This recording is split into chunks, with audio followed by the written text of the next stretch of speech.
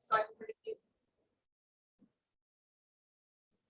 So I'm gonna need a dip net as well, so I can get the fish from its tank into the knockout vat.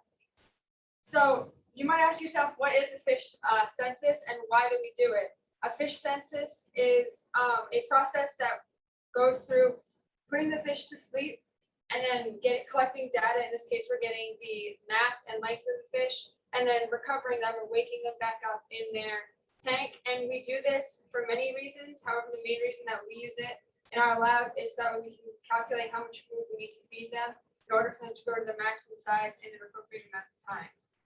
So I'm going to get started. The first thing we're going to do is add our clove oil into our knockout vat. So this is about 12 liters of water, which means we're going to need 20 drops of clove oil. So I'm going to take the cap off and I'm going to draw some clove oil into my pipette. And I'm going to add my 20 drops. 1, 2, 3, 4, 5, 6, 7, 8, 9, 10, 11, 12, 13, 14, 15, 16, 17, 18, 19, and 20 drops. And then I'll cap it up so it doesn't spill. Now, because it's a natural anesthetic, I can use my hand to stir the water, just so that way there's no more bubbles floating at the top or at the bottom. I don't need medical glove. Again, it's actually used in things like massages, so it's perfectly safe for me to just use my bare hand. I am going to dry my hand before I net out a fish so I don't contaminate the tank with the clove oil. Now I'm going to take my dip net and I'm going to net out a fish.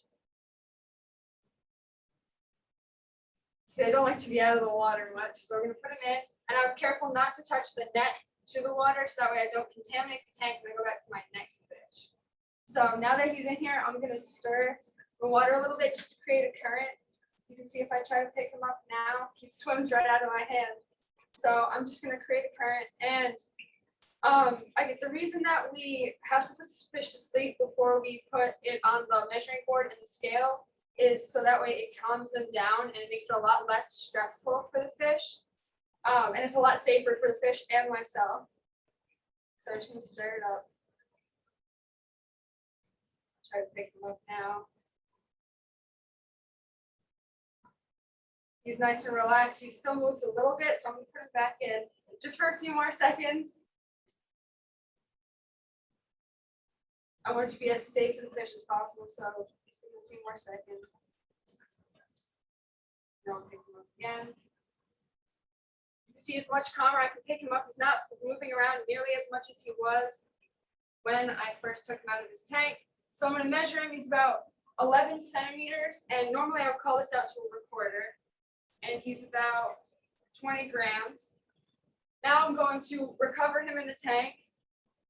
And he's going to wake up fairly quickly because he was in there for a short amount of time. But I'm rocking him back and forth with his whole body submerged in the water.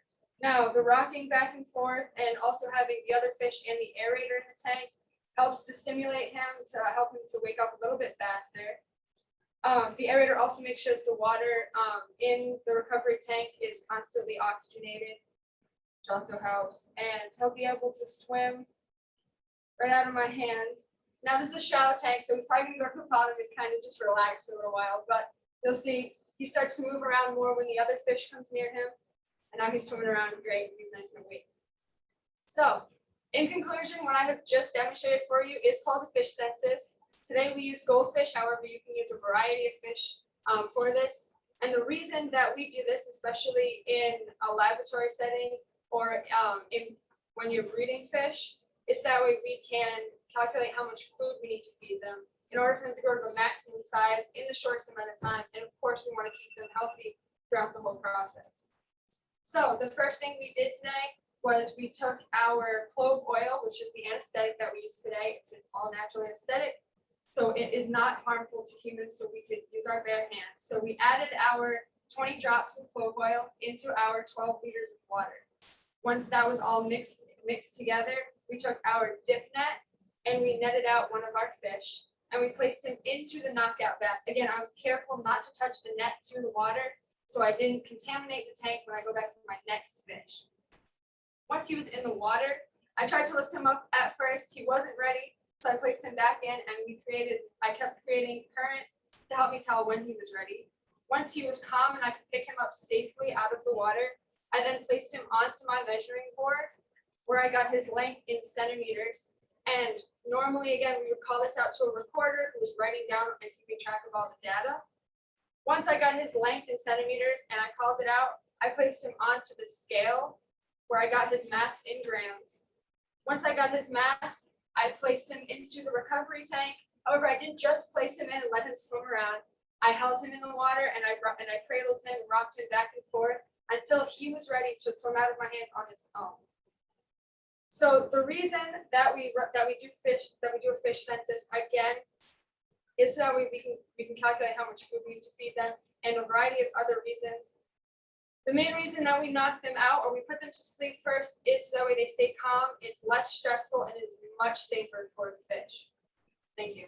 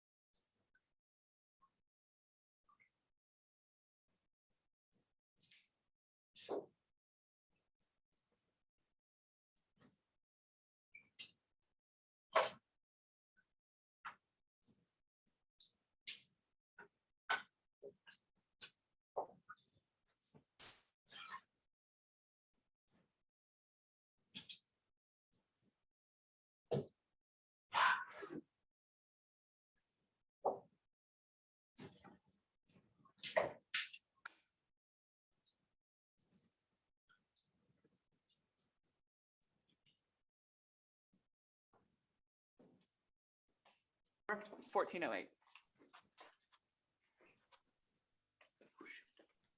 Ready? We're unmuted. Okay, 1408, we're going to have you leave the meeting. Thank you for a wonderful presentation, and you have a great evening and a great summer. Thank you. Bye. Bye. All right, I've got to fix something because I accidentally wrote on 1409 because I had it all set up. So I need to switch this out, which is no biggie. I'll just switch this to 1408 and put it under here with the morning. Yeah. And then change this to 1409. All right. Okay, ready? Yes, ma'am. I wish, did you pay attention to which one had the split screen? 1407.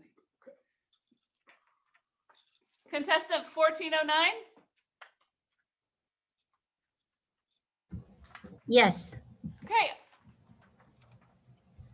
the meeting is being recorded. Just hit continue Yes. and then get on the guest, no, that's the guest list.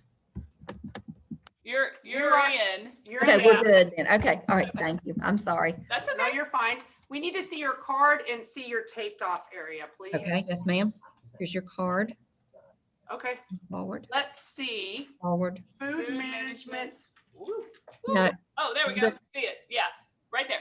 Food Food management, management, forest mulching, and what program?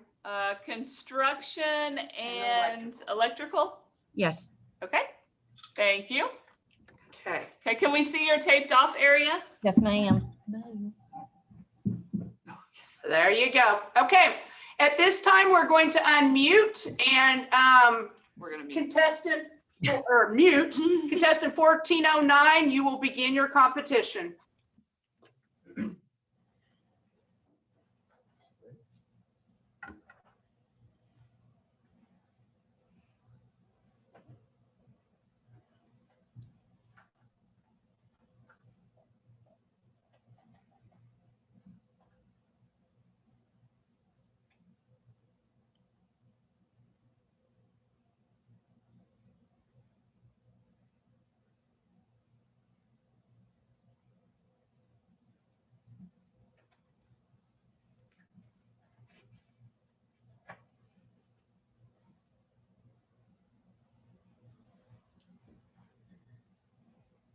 Today, I am here to talk about forest mulching. The machine I'm using in this video is a Bobcat T770 compact track loader with an 84-inch forestry mulcher. This machine is used to do jobs such as heavy-duty mowing, job site clearance, barnyard cleanup, and there is a lot of other jobs that this machine can do. You must always maintain your equipment. The mulcher is powered by the hydraulic system of this machine. But before you hook on the hoses, you have to make sure that the hydraulic hose connections are clean, because you could get dirt, dust, or any other kind of material that could get inside the hydraulic pump, and it could mess it up. So it's best to wipe them off with a rag or paper towel and then hook on the hoses in this order: the drain hose, the pump hose, the electrical cord, and then the cooling system hose. Now, before you get into the machine, you have to protect the hydraulic hoses with a steel hose clamp that wraps around all 4 hoses and locks on. This is applied in case of a limb or a tree that hits the side of it, and it won't damage the hydraulic hoses. So once that is applied, you're ready to get into the cab and get started. While the unit is throttling, now would be a good time to be putting in GPS coordinates on your cell phone. As you're doing this, you can keep track of the property line, what the landowner wants cut, and what he doesn't want cut.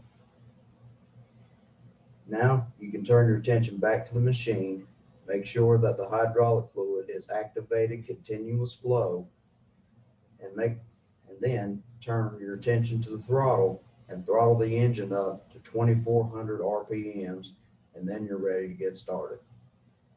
When going forward, you're actually cutting up the debris. It's when you're going in reverse is when you are actually mulching. To raise and lower the mulcher is by 2 pedals on the floorboard. Your left pedal, if you press it with your heel, it raises the mulcher in the air. If you press it with the palm of your foot, it brings it back to the ground. Now, your right pedal, if you press it with your heel, it tilts back the mulcher. If you press it with the palm of your foot, it tilts it forward. The only way to turn on and off this machine is by a trigger finger on the right hand control arm. If you flick it once, it turns on the mulcher, and if you flick it again, it cuts it off. The operator has to make sure that he is not entering stalling range. The reason why this is because it could cause the problems with the engine, and it can also damage the teeth on the mulcher. So there are warning lights on this machine that can prevent stalling, and they're red, yellow, and green.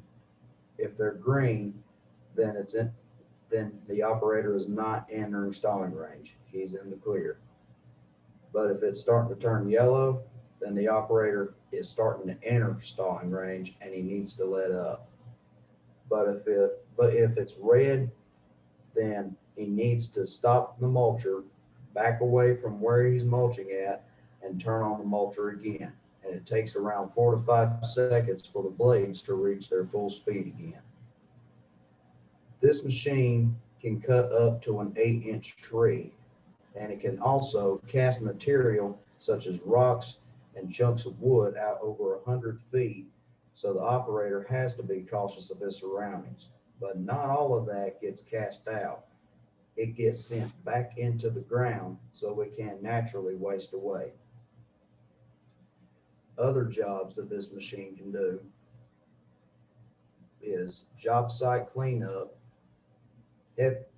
heavy duty clearance, bush hogging, maintain fire breakouts, large land clearance, and clearing electrical lines. Now, safety features of this machine include a bulletproof front glass door, an extra steel top plate on the top of the cab, which is applied for in case of limbs or trees that can hit the top of the cab. It will not damage the cab or injure the operator. So this machine also has a fire extinguisher located in the cab. And also there's an emergency exit. All he has to do is to reach behind him, pull down 2 levers, push back, and he can climb out. This machine can save an operator a lot of hard labor while being time efficient and environmental friendly. Thank you for your time.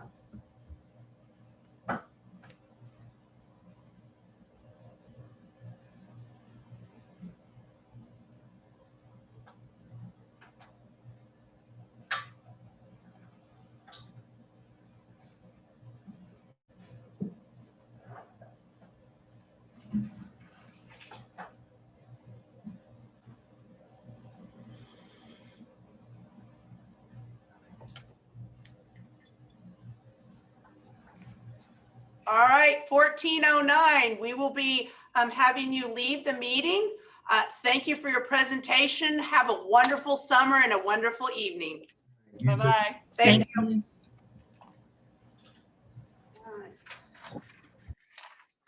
Okay. We should be having 14:10, no eligibility letter. Let me make sure I have all this together.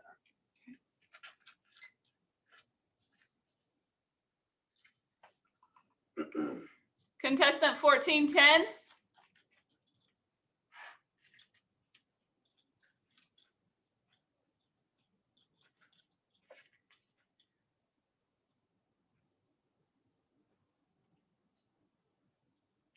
Can we see we need to see your index card, please? You're okay. There we go. There we go. Good, Hold it perfect. there, please. Dental impression Well, with because the judges have alignments. to be able to see this too. Yeah. Impression, With with- alignment. and she's in the dental. Dental assisting program.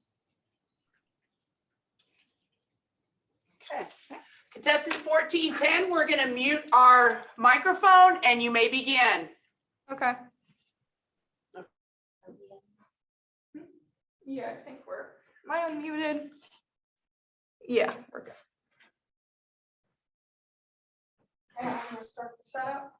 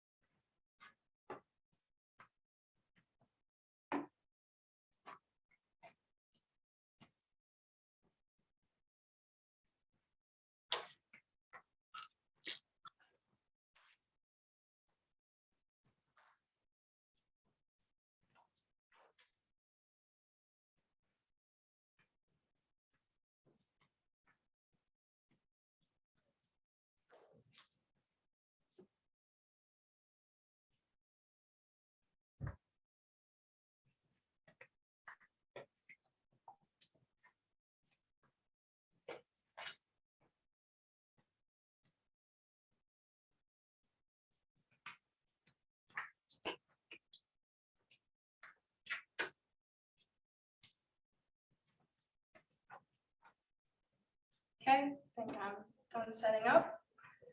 I'm gonna go ahead and begin. Hello, I'm contestant number 1410, and for today's action skill, I'll be doing a demonstration on how to make an impression on someone with alginate, or in this case, a model. So I know we've all been to the dentist. If you're keeping up with your oral hygiene, you go at least every 6 months or so. And maybe you've gone and gotten an impression done. So I'm just gonna go more in depth on how we do that. So first things first, you're gonna wanna go ahead and grab your patient, seat them, get them all comfortable, go over the procedure with them, and make sure that they know what's gonna go on and ask if they have any questions, comments, or concerns. Once when you do that, you can go ahead and grab all of your materials, which include your alginate,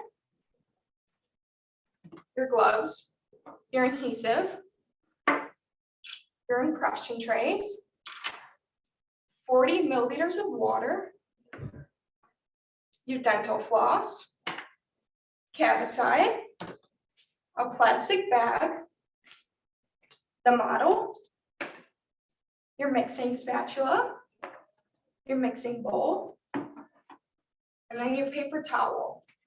Once we have all of your materials set up, you can go ahead and begin to floss your patient's teeth. And we do this in the dental field just to make sure that your patient's teeth are nice and clean. Patients will come in here maybe after work and they will have stuff in their teeth, or maybe after their lunch break. So you just want to make sure that you clean them up nice and good. So for today's demo, I'll be doing it on the mandibular surface, which is the bottom, and maxillary is the top. And when I floss their teeth, you do it in a C-shaped motion. Now that I have all that done, I'm going to dispose of that. And then you can go ahead and fit your patient for an impression tray.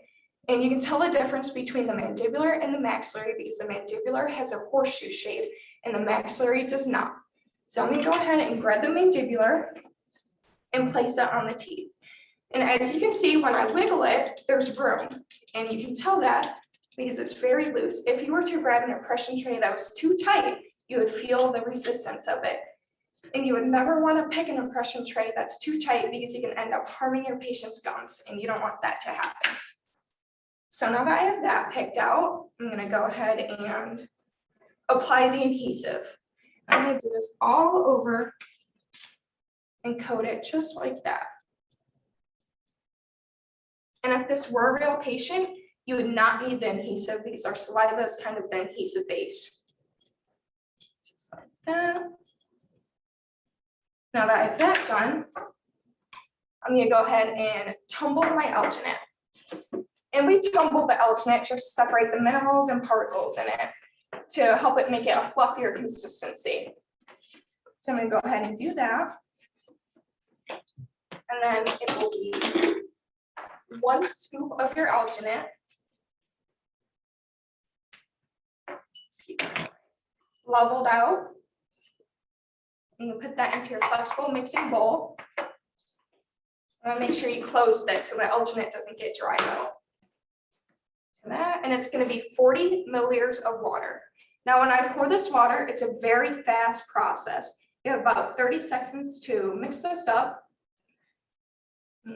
You go ahead and do that, and you know how much time you have left because the color will become a lot lighter. Start to turn into a light pink and then a white color.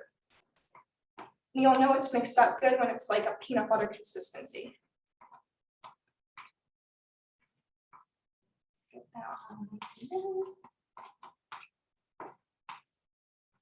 Just want to make sure you mix all the alginate together.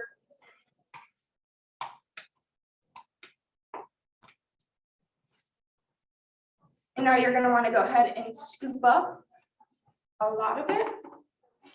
And you're going to start from the posterior teeth when you apply this and move it to the anterior. Posterior is back and anterior is front. And you're going to repeat this process until the whole impression tray is filled. Just like that.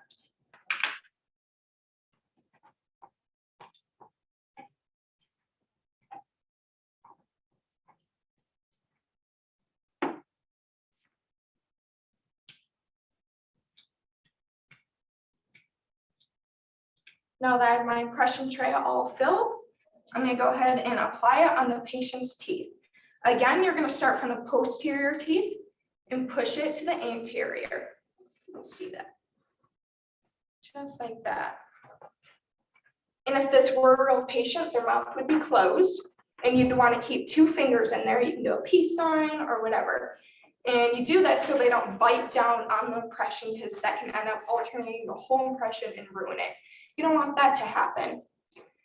And that's also, if a patient starts to gag at this moment, you want to tell them to breathe in through their nose and back out. Or even tell them to wiggle their toes or something simple like that to distract them. And we take impressions in the dental field maybe for a crown, a retainer, Invisalign, or anything where we need a model of your teeth. And you'll know this is ready because they'll start to harden up. It turns into a way different consistency. Again, that is another reason why we keep the fingers in the mouth, so we can feel if the alginate is ready or not.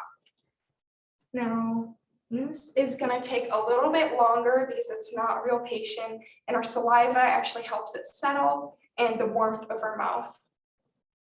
Just like that. Okay, so when I go to remove this, I would kind of do a flicking motion like that inside of the patient, like that. So it pops off of their gums. This isn't quite ready yet because again, it's a model. And a lot of patients, they do get very uncomfortable during this process. So overall, just make sure that you comfort them. It's really cold in this room. So I'm gonna go ahead and remove this from the anterior teeth, just like that.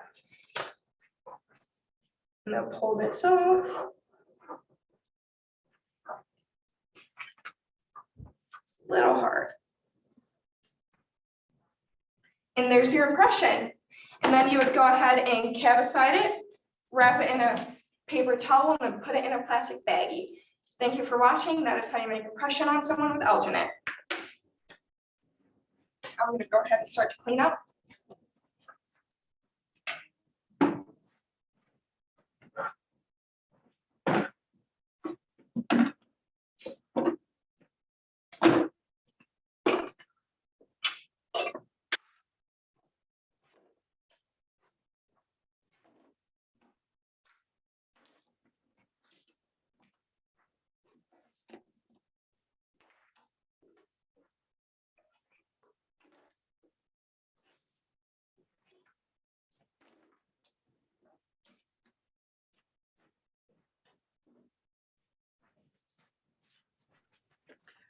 Contestant 1410. Oh, she had to still finish cleaning up.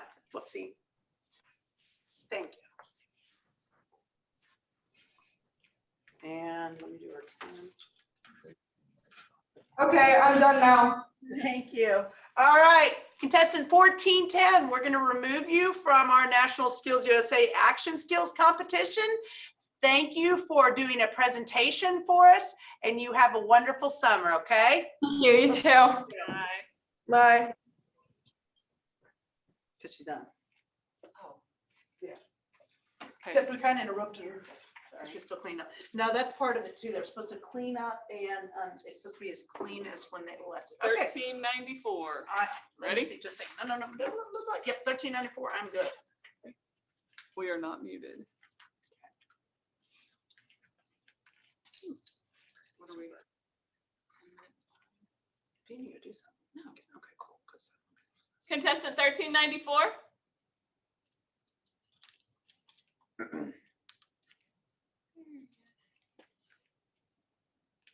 1394, can you show us your card, please? Up to the camera. Okay, hold. Okay. Let's see. Knife Knife skills. Culinary arts. All right. At this time, 1394, thank you. We will mute and then you will begin your setup, your demonstration, and your shutdown. Good luck.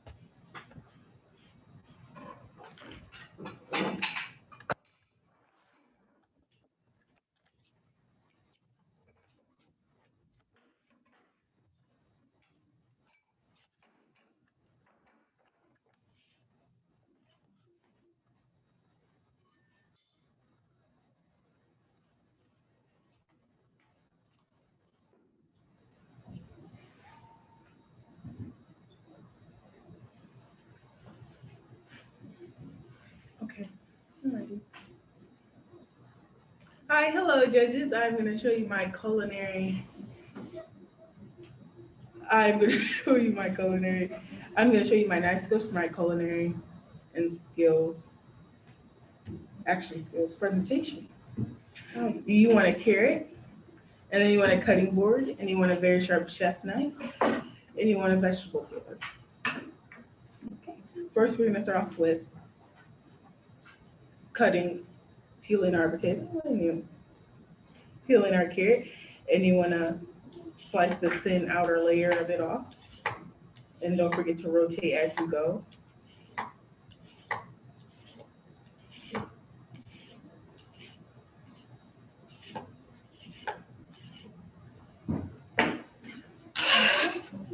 Once we are done with that.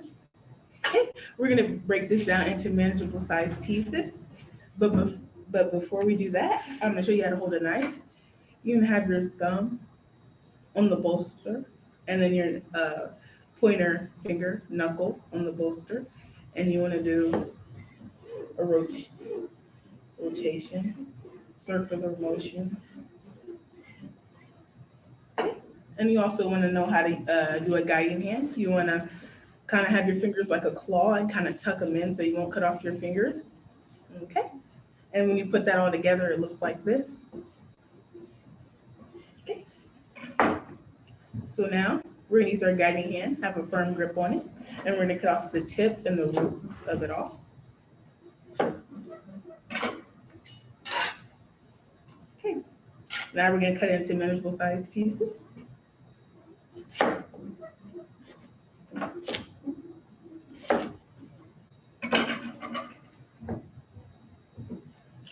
Since carrots are hard and they're a round shape, we're gonna do something called squaring them off so it could be easier to cut them. Okay. And we're gonna use our guiding hand, have a nice firm hold on them. And I'm gonna slice it and rotate as you go.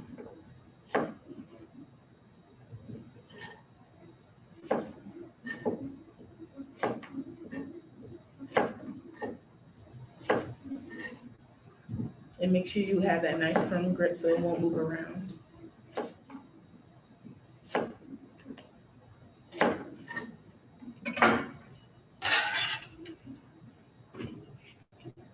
we go. And first we're gonna make planks. We're gonna start off with making juliennes. Juliennes are 1/8 by 1/8 by 2 inches.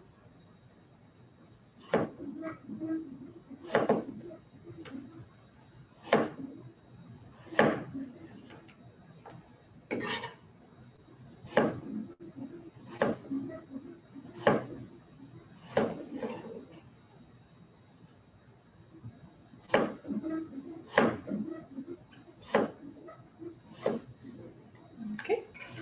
And once we're done with making our planks, we're gonna turn them sideways and make strips about a matchstick, so 1/8 of an inch thick.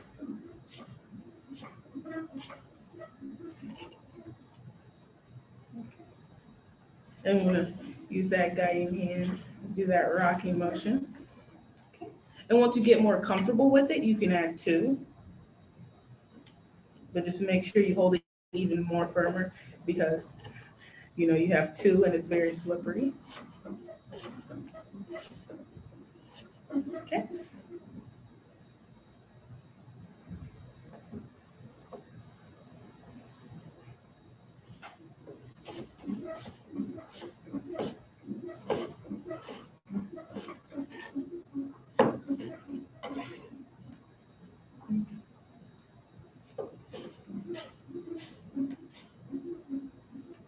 Okay, and here we have our juliennes right here. And then we're gonna make brunoises. Brunoises can be, juliennes can be turned into brunoises if you just turn them sideways and you can cut them. And brunoises are 1/8 by 1/8 by 1/8. You're gonna use that guiding hand. You can start off with just a couple. And you wanna use that rocking motion.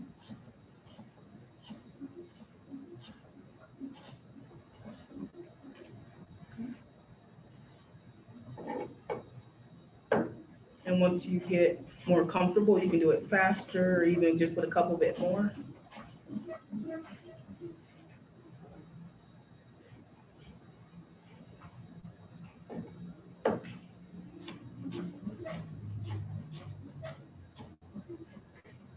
Okay. And then once you were done with these, then we have our brunoise. And juliennes are good for a salad or a, quick stir fry. And then brunoises are good for like clear soup like the consommé, and also good for garnishes. Yep. And quality restaurants often look for these type of qualities in cooks and, chefs. So knowing these while I'm only in high school puts me ahead of the competition in the job market. And thank you, judges, for watching my action skills presentation, and have a good rest of your day.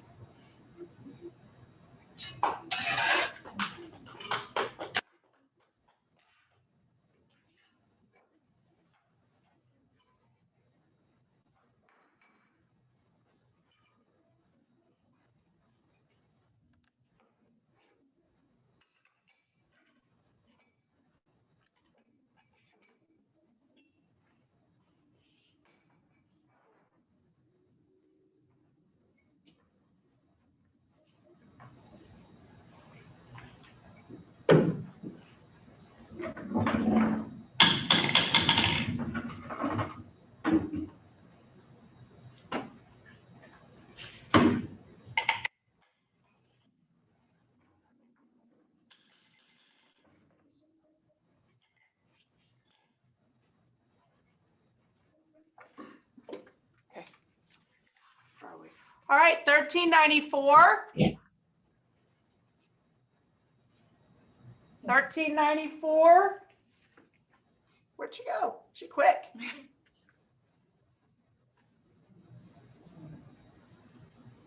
Hello? Hello, 1394. Yes. Come on back. Oh, come on back. Well, just so we can see you. Oh, yeah. Okay, so we're going to remove you from our National Skills USA Action Skills Zoom meeting. And thank you for a wonderful presentation. You have a great summer. You too. All right. Okay.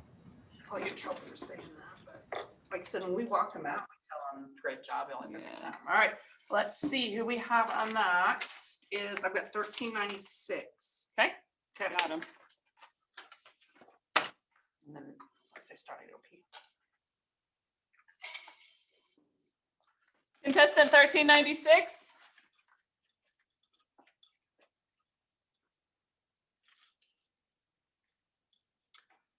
Contestant 1396, Oh, it's- can we see your card, please?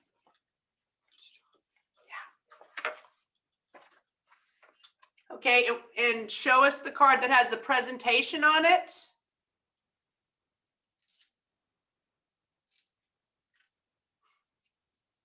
Oh, okay. So it is, The 6-inch dial caliper. so what are you presenting? You're on You're on mute, sir. You're all right.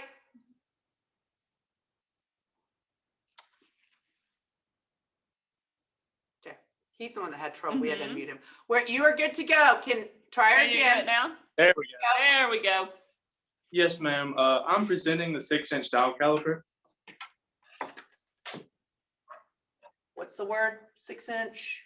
Dial. Caliper. Caliper. And what program are you in? Action skills or precision machine. Thank you. Yes, ma'am. All right, 1396, at this time, we will mute you. We'll mute ourselves, excuse me, we'll mute ourselves, and you can begin your setup, demonstration, and tear down. Yes, ma'am.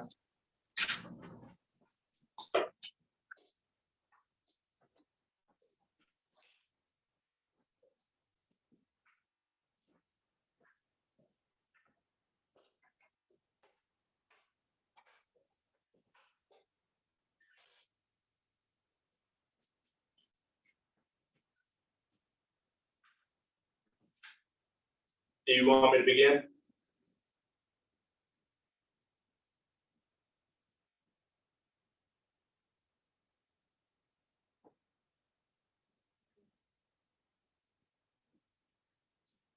good afternoon, depending on whatever time zone you're in. Today, I'm going to teach and demonstrate on how to use and measure with a 6-inch dial caliper. Now, the 6-inch dial caliper is arguably one of the most versatile tools any machinist can have in his toolbox. Not only do machinists use them, but doctors, orthopedic surgeons, and astronauts all use the 6-inch dial caliper. Now, it is not only versatile, but accurate. So accurate, in fact, that you can take out one of your hairs, slice it 3 times long ways, and that is how accurate this tool can measure down to. Now that I've told you about the dial caliper, now I'm going to show you the 4 measuring faces of the dial caliper. The first is the outside measuring faces. The outside measuring faces measure the outside diameter of square and rectangular parts. The next is the inside measuring faces. The inside measuring faces measure the width of holes and slots.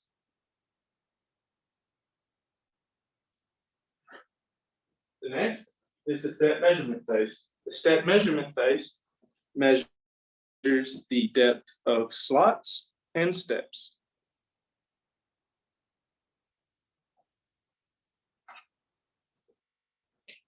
The last one is the depth measurement face. The depth measurement face measures the depth of holes, slots, and steps. You can see it. Now that I've shown you the 4 measuring components of the 6-inch dial caliper, now I'm going to show you how to get a measurement with the 4 reading tools on the 6-inch dial caliper. The first is the blade. The blade is composed of big and small numbers. The small numbers are 0.1 of an inch, and the big numbers are 1 of an inch. The next is the slider. The slider slides up and down the blade. It is also housing for the reference edge and the dial. The reference edge gives you your first 2 numbers of your measurement. The dial is composed of small numbers, and each increment, there are 100 increments, and each increment is 0.001 of an inch. And if you're not a math person, it's one of those splices of hairs that we talked about earlier. That is how accurate this tool can measure down to. Now that I've told you on how to read a measurement, now I'm going to show you how to use the 4 measuring faces on a part. First, we're going to use the outside measuring faces, just like that. You can use it on any side that it can get on. That is the outside measuring face. The next is the inside measuring face. Like I said before, it can measure the inside width of holes and slots. The next is the step measurement face. The step measurement face can measure the depth of steps and slots. The last is the depth measurement face. Depth measurement face can measure the depth of holes, slots, and steps. Now that I've shown you how to use the measuring faces, now I'm going to show you how we get a measurement with the dial. If you notice, the reference edge is past the big 1 and is on the little 4. The big 1 represents 1 of an inch, and the 4 means 0.4 of an inch. And if you notice past the dial, it is 2 clicks past the 0. That means it is 0.002. And if you add all of these up, if you add 1 inch plus 0.4 plus 0.002, you will get 1.402. And that is the measurement that you need for this part. Now that I've shown you how to use and read with a pair of 6-inch dial calipers, it is vital that you learn these skills because they can help you put you in a new automobile.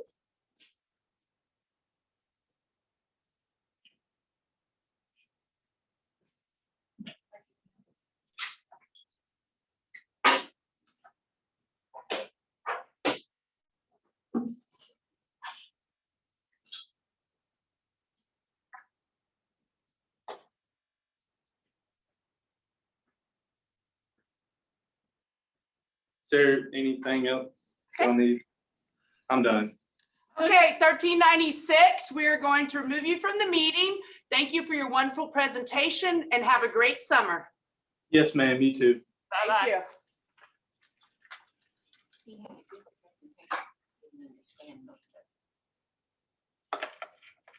You know, it's also not been good is when you have somebody that knows the craft and Yeah. judging them, that becomes frustrating. You ready? All right, so hold on. The next one we got is 1397, correct? It looks like he's gonna have 2 cameras coming. Okay. So we'll pull them both. Contestant 1397.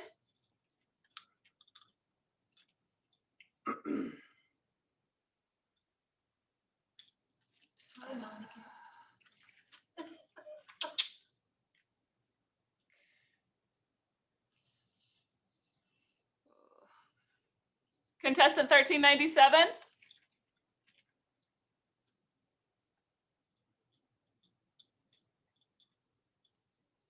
Can you unmute your Mike, mic, please? this one.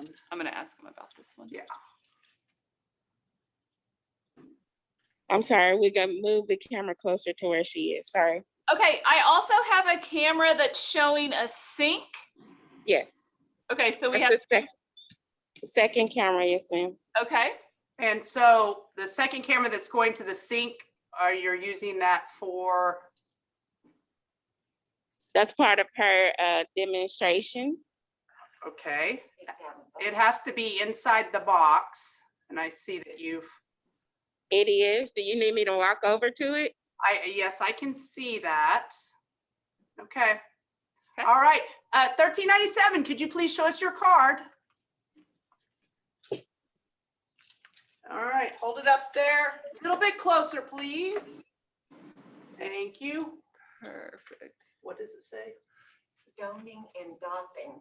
Personal protective equipment. Oh, sorry. You're fine. Personal Protective equipment, PPE. Oh, bullshit. Uh-huh. And then medical professional. PT. Yep. All right, 1397, we are going to mute and you may begin your setup, your demonstration and tear down. Good luck.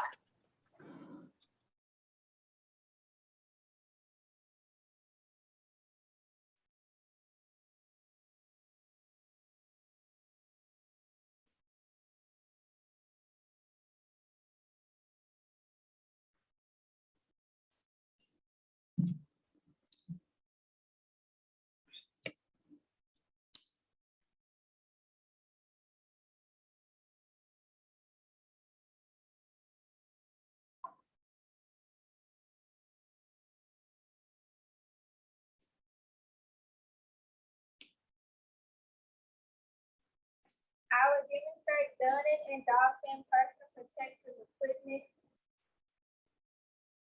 After I begin any performance, I will begin washing my hands. Good water.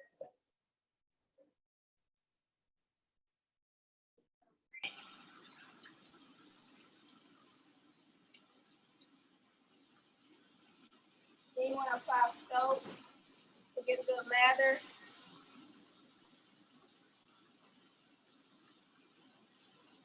Then you want to get between your fingernails.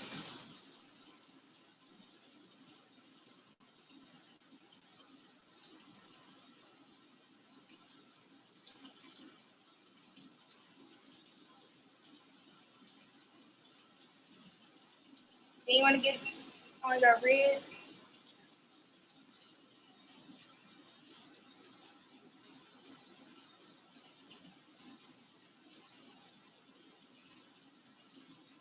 Then you want to rinse.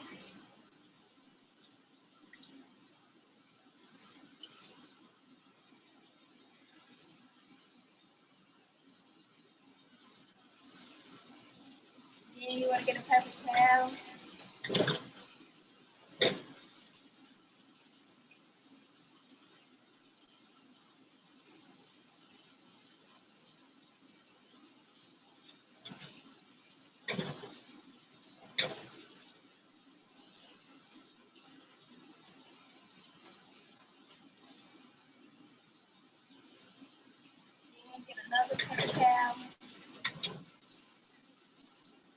of water.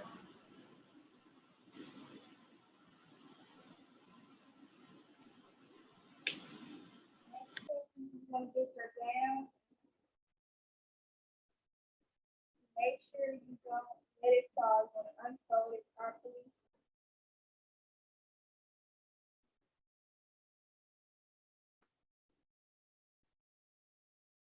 want to pull it through your arm one at a time.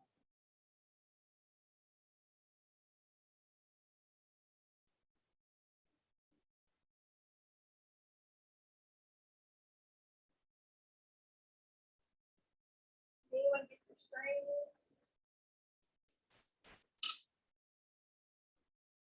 Tie behind your back.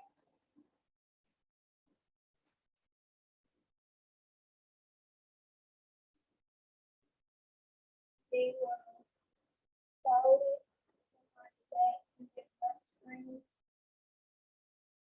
Tie it as well.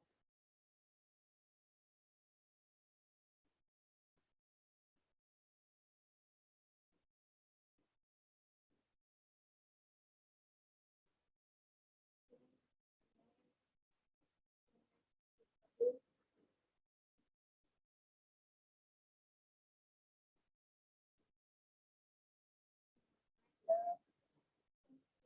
it down.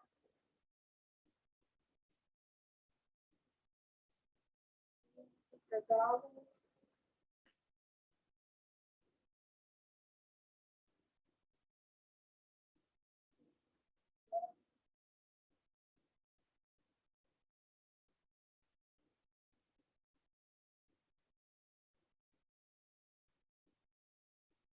Make sure it's no space.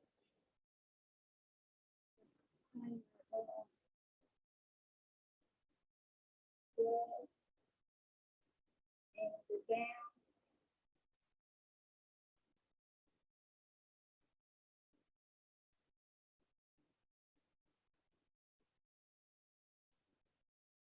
You wear a gown so you can protect any blood and fluids or body fluids.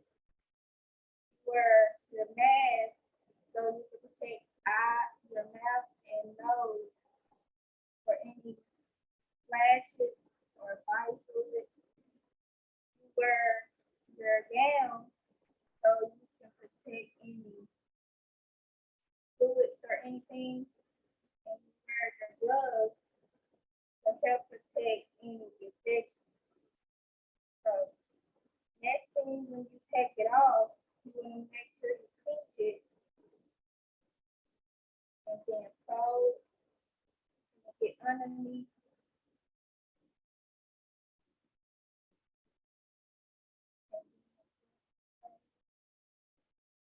Next thing, get your, take out your trousers. You want to make sure you the linen. That's not. Don't throw it in the trash. You want to place it. Then next thing, you get your gown. Make sure you unfold one at a time. Away from your clothes.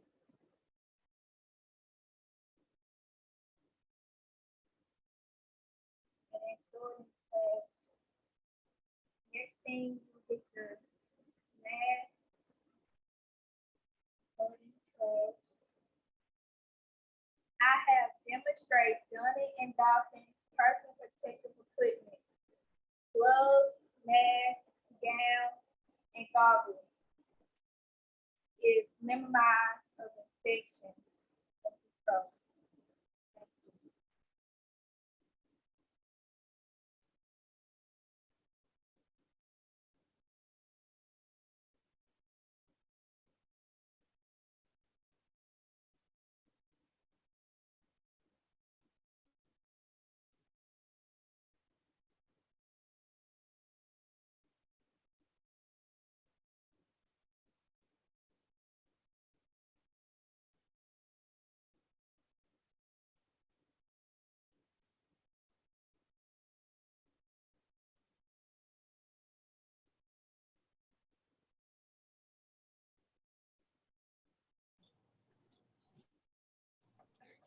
You need to tear down 1397.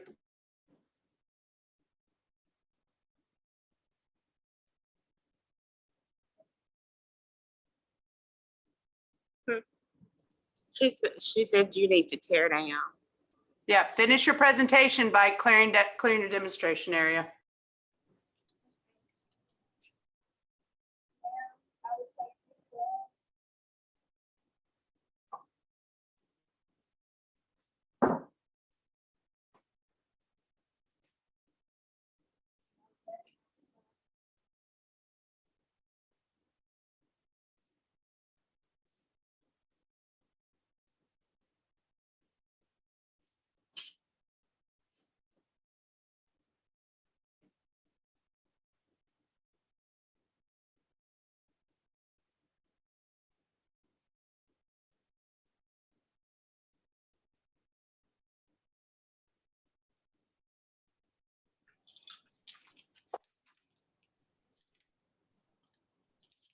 We're Are we unmuted. on camera? Yeah, we're unmuted.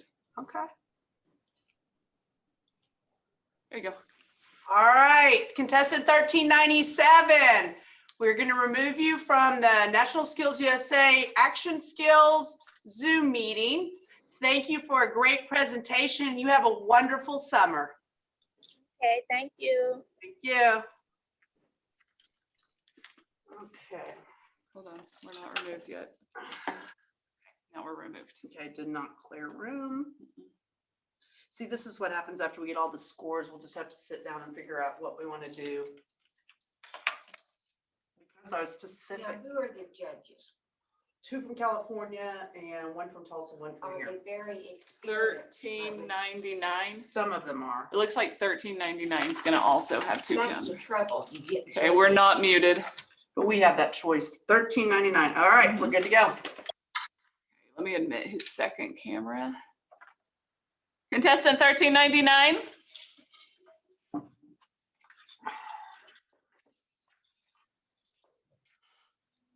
Contestant 1399.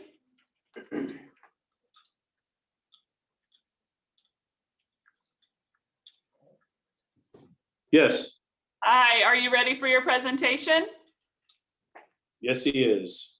Okay, I have two cameras for you. Is that correct? Yes. Okay, Let me make sure yes, this is the mobile, the 1399 number 2. okay. And we have our stationary and he's waiting to walk in the room. All right, may we see his presentation card, please? Yes. I'll try to move this camera to the, All right, hold it still there for a minute. Removal. An installation of a spark plug. Automotive. All right, contestant 1399, we will mute our microphones and you can begin your setup, your demonstration, and your tear down. Thank you.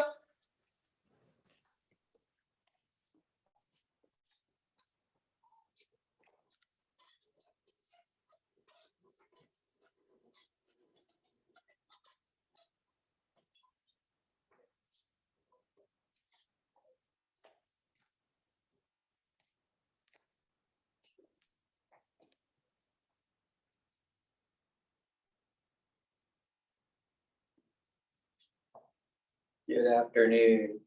I will be demonstrating how to properly remove and install a spark plug. For safety, you're gonna need safety glasses, gloves, protect your hands from chemicals, and you're gonna want to be careful around sharp edges.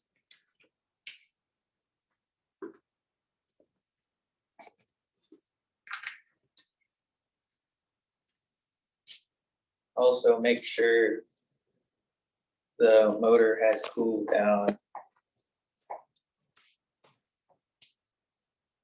For tools, you're gonna need a 3/8 drive ratchet, a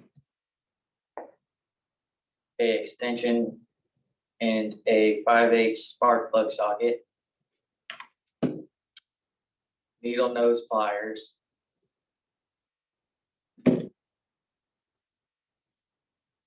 a spark plug installer tool,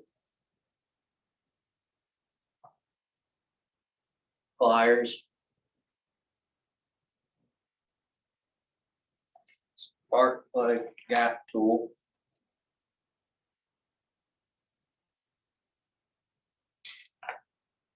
three-eighths drive torque wrench,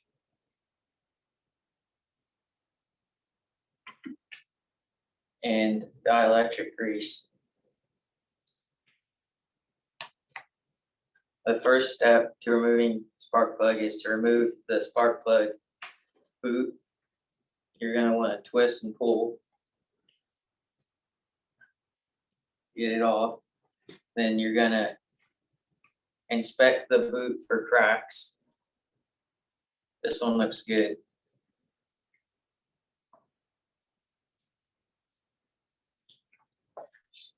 Then you're gonna use the ratchet with the extension and spark plug socket to break loose the spark plug.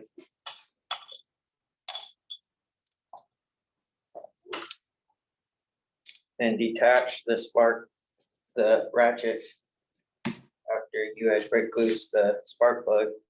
Then loosen the spark plug using the extension.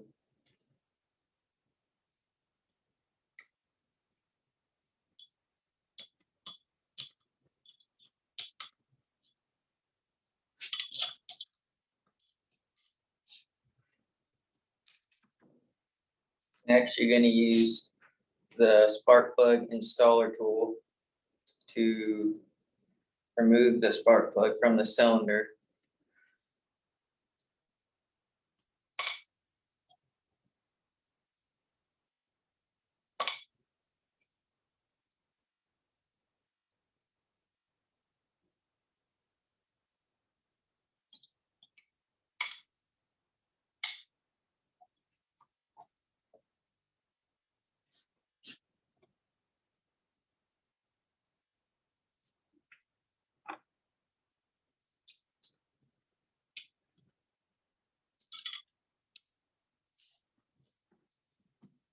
Then you're gonna inspect the spark plug. Make sure the grounding electrode is straight.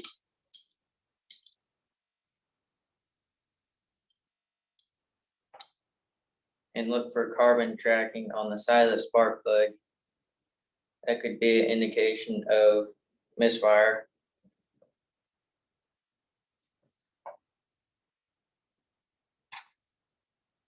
Next, you're gonna use the spark plug gap tool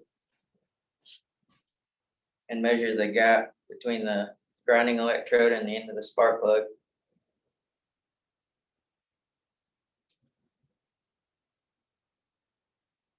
It is 40 thousandths of an inch.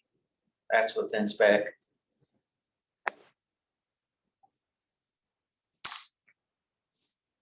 Next, you're gonna install the spark plug in the cylinder using the spark plug installer tool.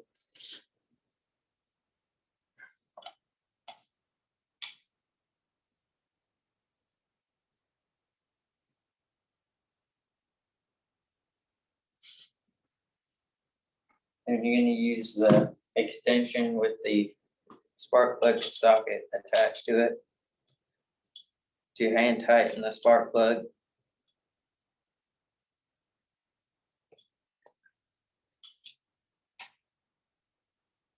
Then you're gonna use a 3/8 drive torque wrench and set it to 12 foot-pounds. Tighten the spark plug till you hear a buzz and beep.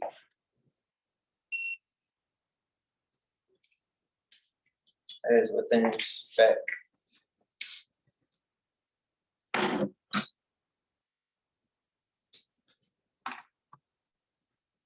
Next, you're gonna take the spark plug boot and apply some dielectric grease. This ensures the connection.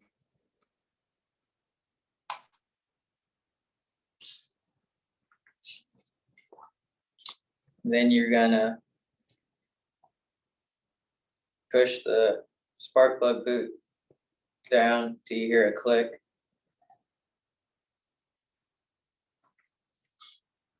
And that is the proper way to remove and install a spark plug. Thank you for your time.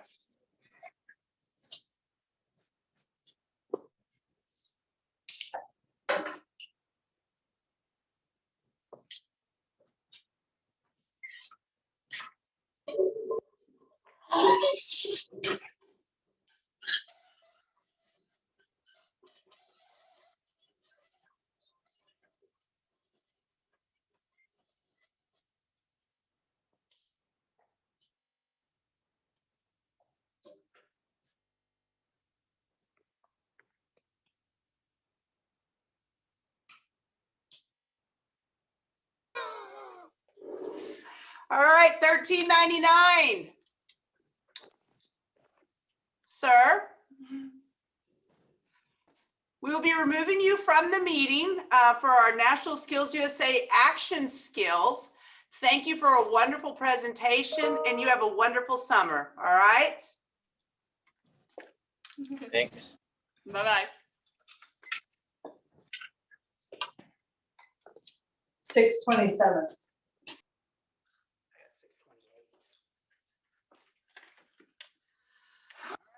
Let's see. Ooh, what was that? I don't know what happened. I don't either. Okay, $13.99. Now we're at 1,400.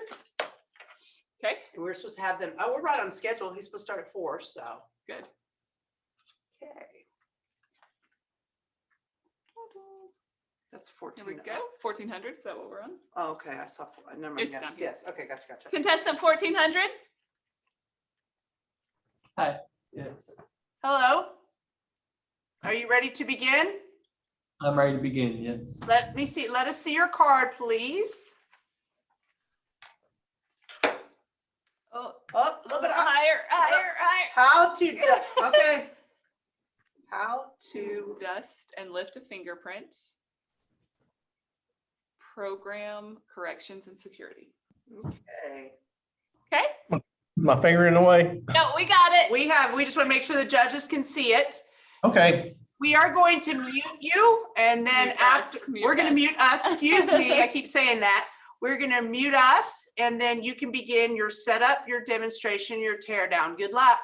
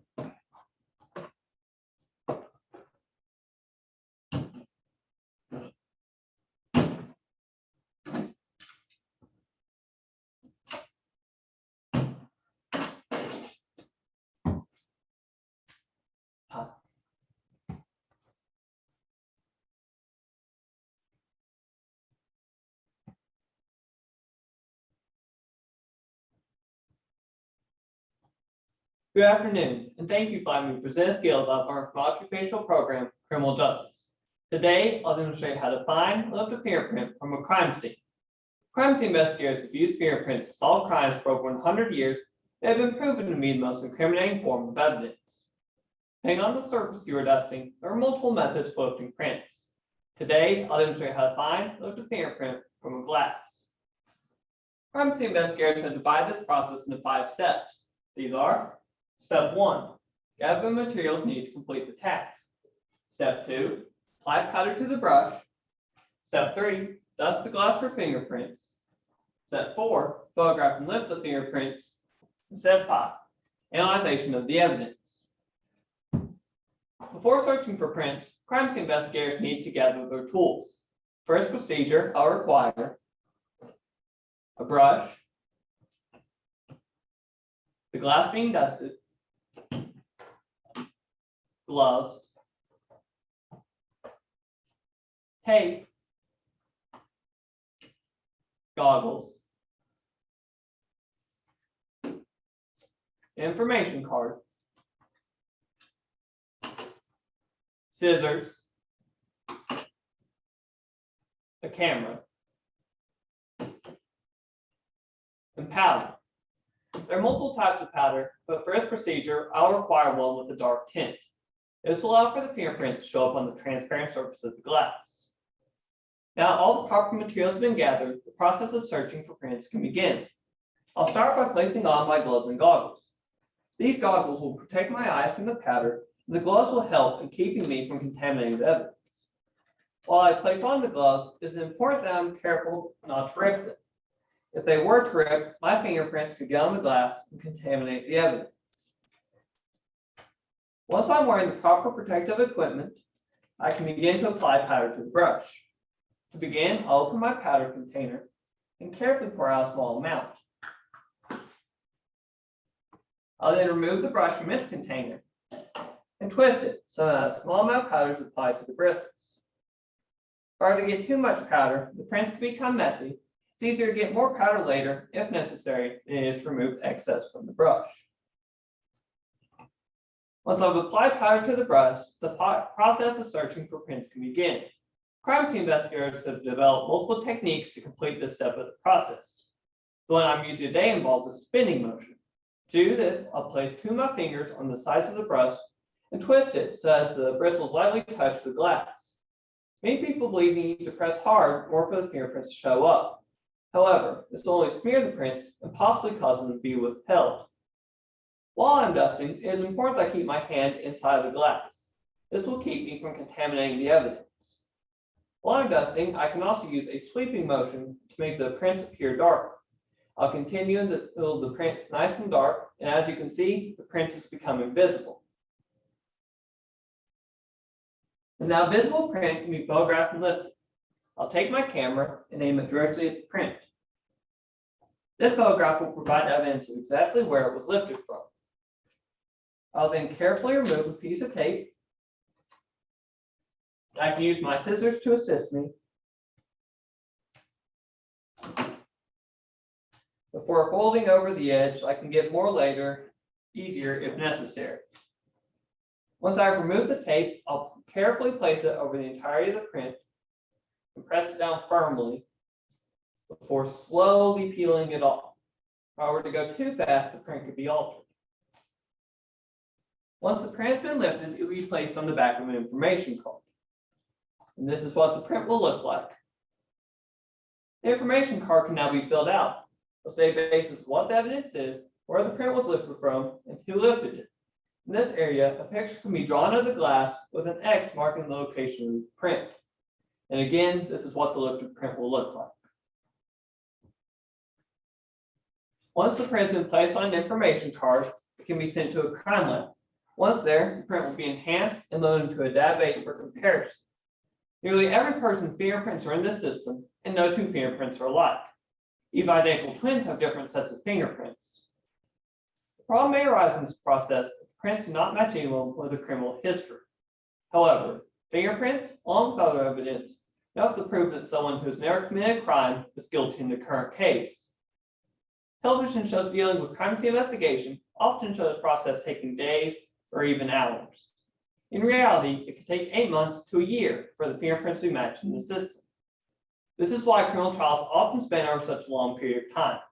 Even in a case with a seemingly obvious verdict, all the evidence must be properly collected and observed. To conclude my presentation, I'll go back over the 5-step process used by crime scene investigators to find little fingerprints from a crime scene. As I demonstrated, we must first gather all the proper materials. I then apply a small amount of powder to the edges of the brush. I dust the glass for fingerprints using a spinning motion. I photographed and lifted the visible prints. I sent the lifted prints to a crime lab for analyzation. Thank you for letting me present how crime scene investigators find the fingerprints to you today. I'll now begin the process of cleaning.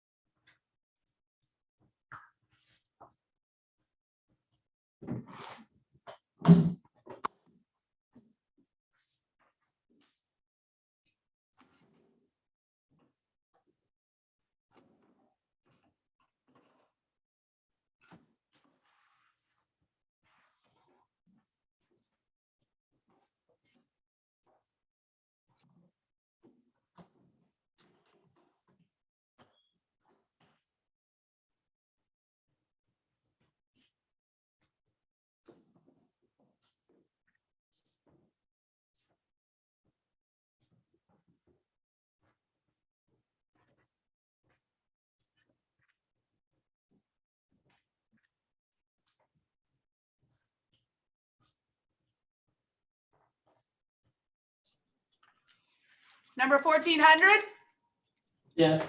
we will be removing you from our Zoom National Skills USA Action Skills.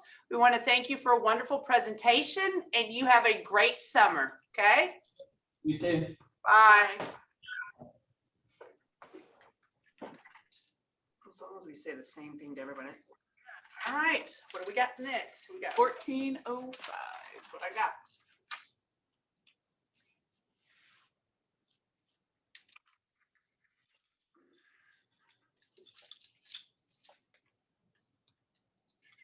Contestant 1405.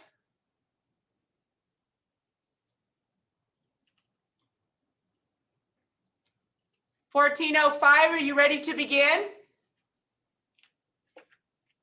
And does it look like they have a camera on? That means they have a camera on, right? Okay, let's see. Contestant 1405. How did you- Oh, here we go. Oh, I was like, wow. Yeah. 1405, can you hear us? Yes. Okay, we can't see you. Okay, let's see. Is there maybe a lens on your camera? Get that on there. Start video. There we go. All right, 1405, are you ready to begin? Yes, ma'am. Oh, All right, so will you show us your card, please, and hold it up for a little bit till we get our information. Move your finger over just a tad bit. All right, very good. Micrometer brake rotor. training with Blake Rotor. Automotive micro. Okay, 1405, we will be muting ourselves and then you will take over. You will do your setup, your demonstration, and your tear down. So good luck. thank you.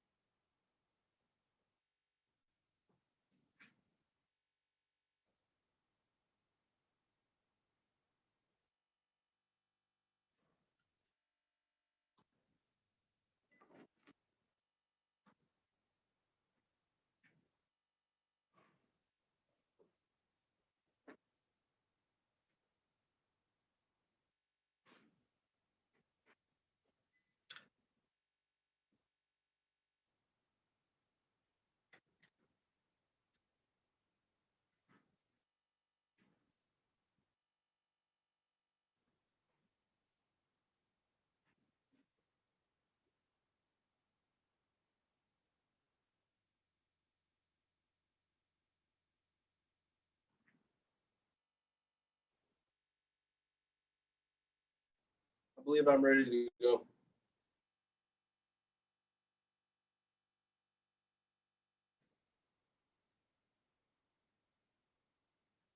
Stop! Or at least that's what should happen when you push the brake pedal on your car. So today, we're going to learn about a testing device that will help us identify if our car will stop safely or not. Now, the instrument we're going to be using for this particular procedure today is going to be the outside micrometer. Now, we're also going to learn about the safety equipment needed when using the micrometer. We're going to learn about the history behind the micrometer. Then we're going to take the micrometer and we're going to look at the parts of it.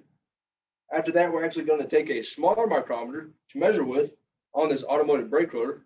And in conclusion, we're going to determine if this automotive brake rotor is still in good enough condition to go back on the car or if it needs a replacement immediately. So now let's go ahead and get started. So first of all, before we do anything else, we need to get on our safety equipment needed for this particular procedure, which in this case will be just some simple safety glasses. Now that we have our safety glasses on, let's go ahead and take the micrometer and let's learn a little bit about the history behind the micrometer. Now, the micrometer was invented in the 17th century by William G. to measure the distance between stars in space. Now, the micrometer is used for all kinds of different projects and for all kinds of different things. Next, let's take a look at the parts of the micrometer. Now, as you can see here, we have the frame of the micrometer. Here on the edge of the frame, we have the anvil. Now, right across from the anvil is the spindle. Then on the end of the anvil and on the end of the spindle, we have the measuring faces. Here we have the sleeve of the micrometer, the thimble, and then to turn the micrometer, we have what is called the thimble clutch, or you can also call it the thimble ratchet. So now that we've gone over all the parts of the micrometer, let's go ahead and take this smaller micrometer and let's go ahead and measure this automotive brake rotor. So now that we are measuring with the micrometer onto the brake rotor, we need to make sure that the anvil and the spindle are both tightening at the same time until they completely stop onto the brake rotor.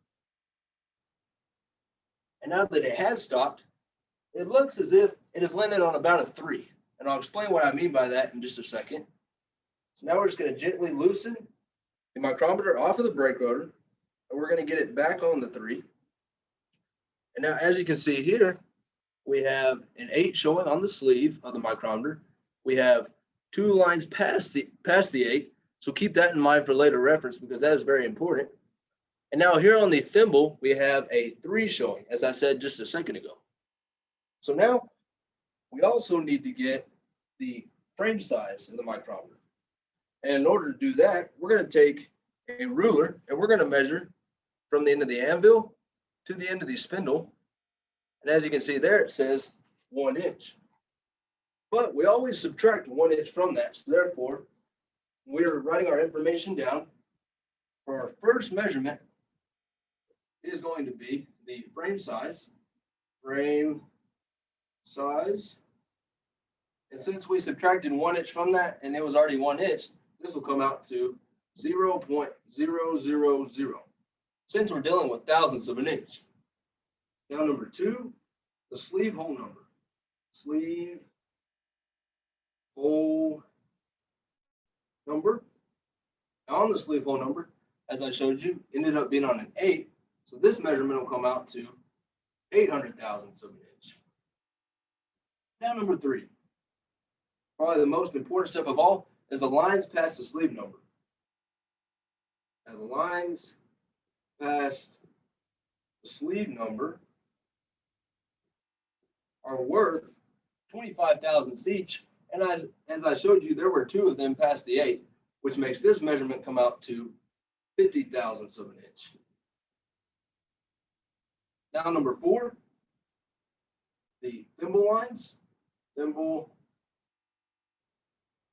lines. As I showed you on the micrometer, we ended up getting a 3. So therefore, this measurement will come out to 3 thousandths of an inch. And finally, number 5, just simply adding all of our smaller measurements up to get our final calculation. So this is going to be a 3. This will be a 5 and an 8 with the decimal place. And this is thousandths of an inch. This is 853 thousandths of an inch. That is how thick this automotive brake rotor is. But how do we tell if this automotive brake rotor is still in good enough condition to go back on the car or if it needs to be replaced? Well, now we must come over here and look at the manufacturer's specifications for this automotive brake rotor. And as you can see here, it says 800 thousandths. Therefore, now what we must do is we must subtract the two numbers from each other. We will take our 853 thousandths, which is the measurement that we got from adding up all these smaller measurements. It will be on the top. And our manufacturer's specifications of 800 thousandths will be on the bottom. Now we need to make sure that all of our decimal places are lined up when we are subtracting, so that once we get finished, we do not get a false reading. So it looks like this is going to be a 3, this will be a 5, 0 decimal place, and this is also thousandths of an inch. Now this is good because what that means is this automotive brake rotor is 53 thousandths over the manufacturer's specifications. And ultimately, this will save the customer lots of money because they will not have to get their brake rotors replaced, and it could possibly build good relationships between the customer and the dealership later on in the future. So now in conclusion, let's go ahead and go over what we have learned about today. First of all, I told you about the instrument that we were going to be using for this particular procedure today, which was the outside micrometer. Then we talked about the safety equipment data, which was our safety glasses. We learned about the history. We looked at the parts. And when we measured, in conclusion, we figured out that this automotive brake rotor was still in good enough condition to go back on the car. Now, I want to thank you for taking the time to see and hear my learning presentation. Hope you have a great day. God bless and happy stopping.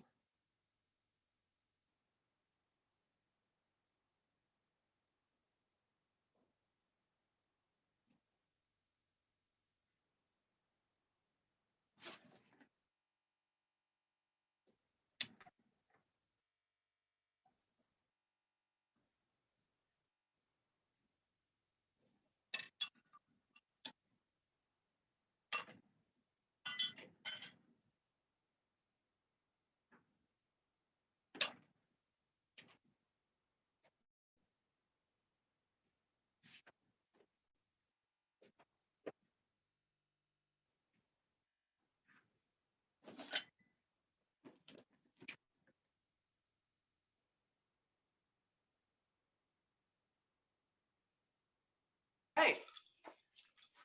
All right, contestant 1405.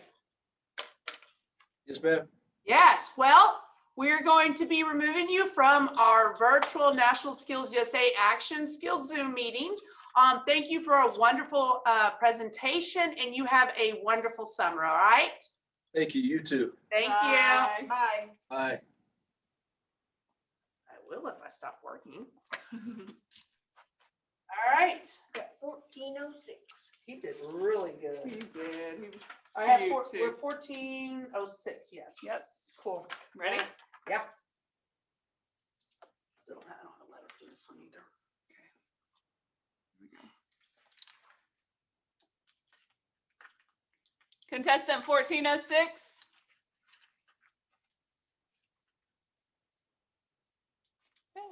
There we are. Hello. Hello, are you ready to begin? Let us get us a proctor. Oh, okay. Oh, wait, okay. I would say, but today we're scrambling too. So. While you're getting that proctor 1406, can you show me your index card up to the camera, please? 1 second. Yep. All right. Pull it back just a little. There you go. Perfect. CAD. Ratchet. Wheel. Architect And using CAD. Okay. Okay, thank you. 1406, will it be a while before you get a proctor? I'm not too sure. He just went to ask. Okay, thank you. Thank you.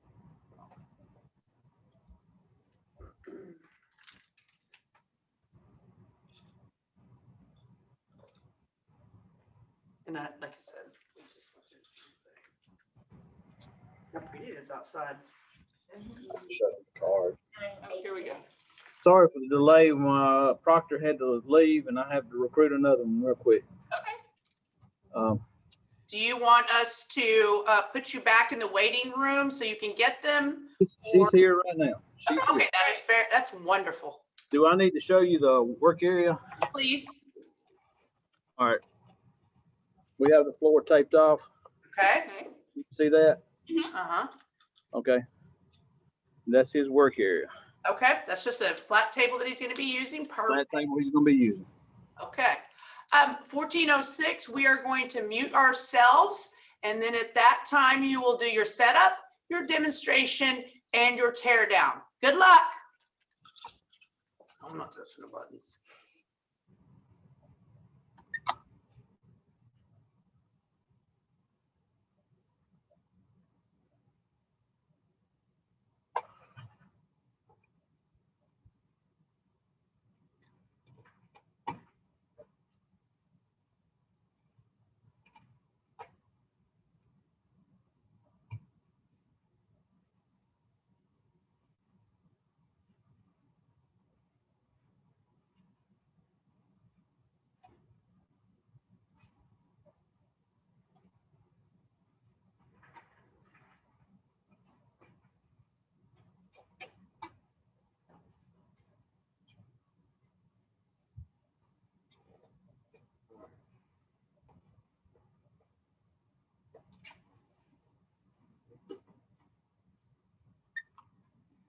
Good afternoon.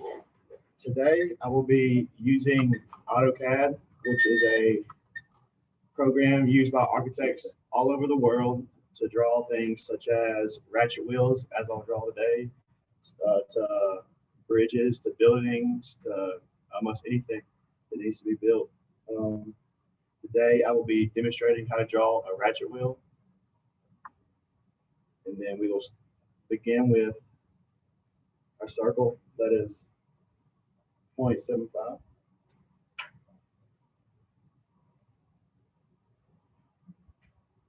Next, we'll draw a circle that is 1 1/4.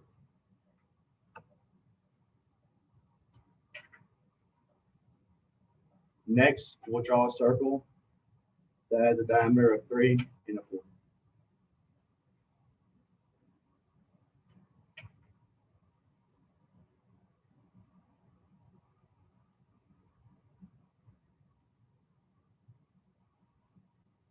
Then we'll draw another circle with a diameter of 5.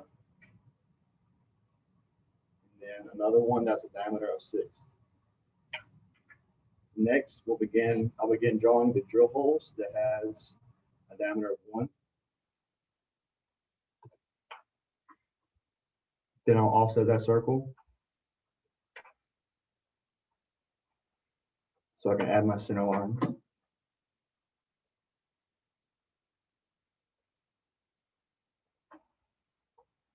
Then I'll change that center line.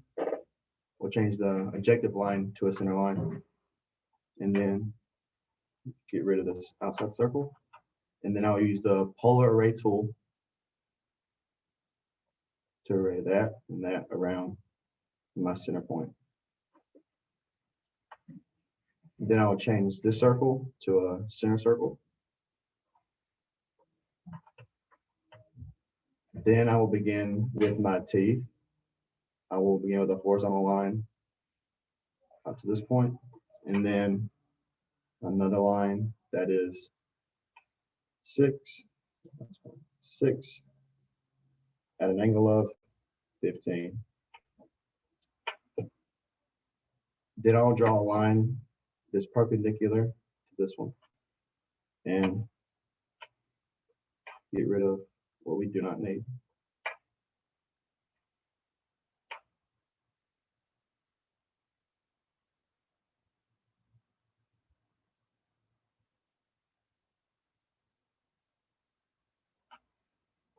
Then I will use the polar array tool once again to array that teeth around this point. And then I will change my items to 24.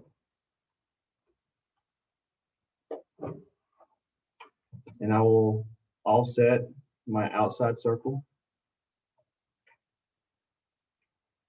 And then I will go to annotate and then add my center mark. And then I will change that to a center line.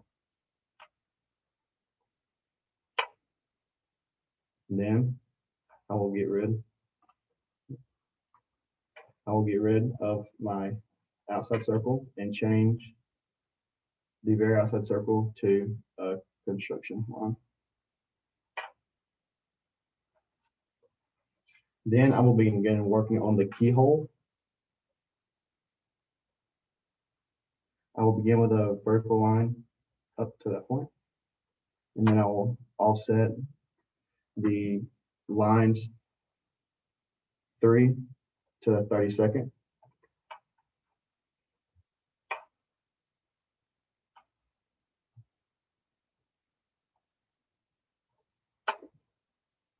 And then offset that line that we just made.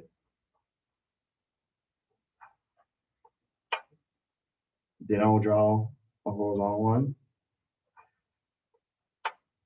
and offset that the same amount. And then I will use the trim tool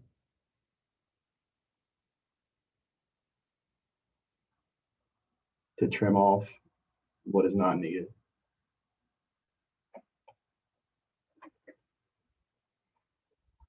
Today, I demonstrated how to draw a ratchet wheel using AutoCAD, which is used by architects all over the world. They can be used to draw and show objects such as a ratchet wheel. They can be drawn to use things such as bridges and buildings. And this was my demonstration on how to draw a ratchet wheel. Thank you.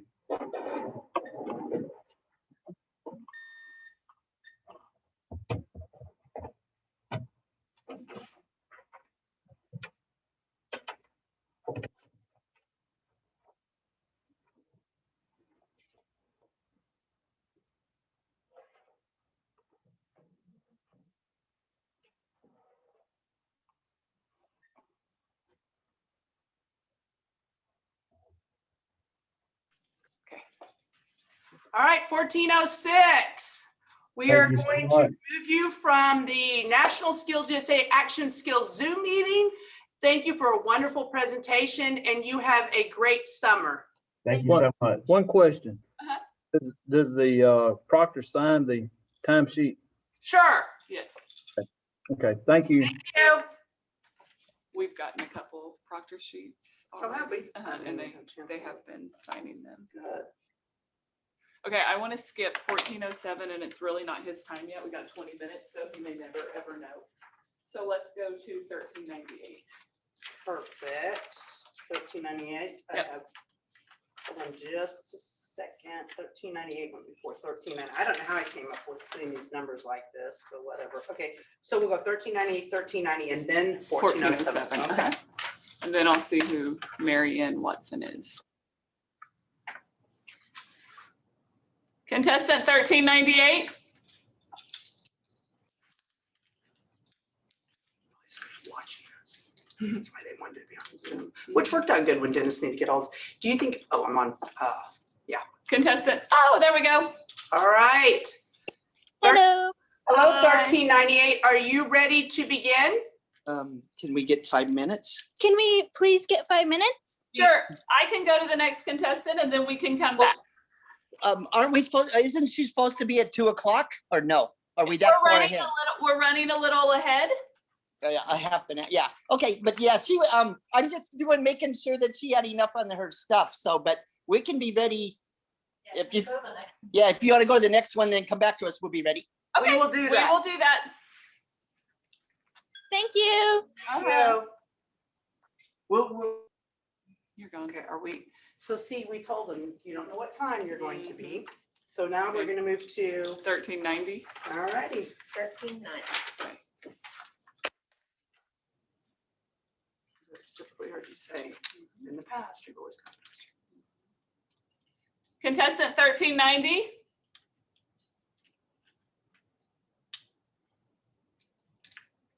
Contestant 1390, are you ready to begin? There we are. All right. Sorry, I have my other computer in the waiting room still, but I had to log out and go to a different device. It probably says Mary Ann Watson. Perfect. Okay. We'll need to, I'm gonna move you into this room and then we'll change that to say 1390 number 2, okay? Thank you. Yeah, I'm You're admitting, welcome. I'm admitting you now.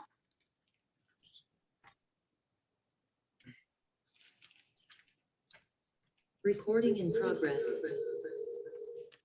What number are we? 1390.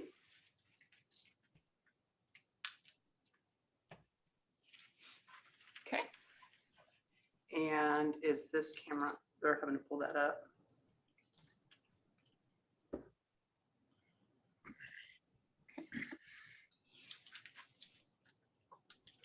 I'm not seeing a rename option here. I did it for you. It's done. I'm sorry. That's all right. You're fine. You just need to turn the camera on that computer.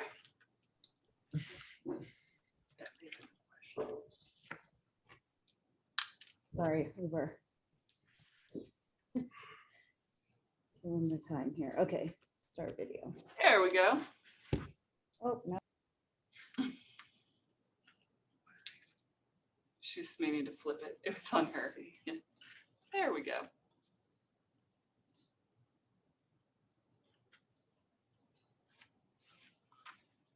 All right, 1390, will you hold your card up for the camera, please? And hold it there for a while till we tell you. What does this say? Adobe Illustrator Designs. Interesting. Illustrator Design. Graphic communications.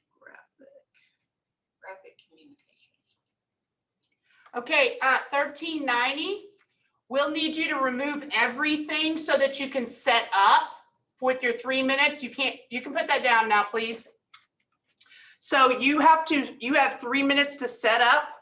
So if you already have your stuff set up, let's get that down and then you will set up within your 3 minutes. I know it's a little confusing, but. Yep, perfect. Perfect. He's Yeah, he's plugged in, but he can move it to the side because he would have a plug. Oh, he's moving into his Oh, he's box. moving into his box. Okay. Got it. Sorry, we thought that was where you were setting up. Okay, 1390, we are going to mute ourselves and then you can begin your setup, your demonstration, and your tear down. Good luck. Can you unmute? Need to unmute, please.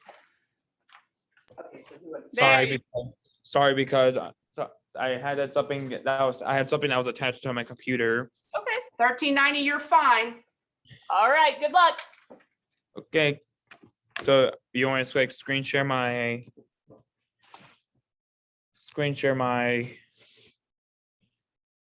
artwork?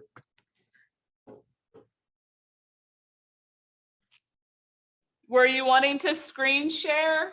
Or My- was the second camera just going to show your screen?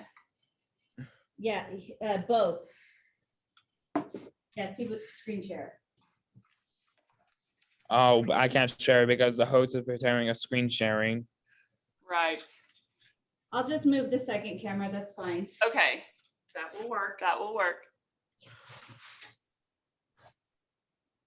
Just make sure that they can see your screen, bud. There we go. So.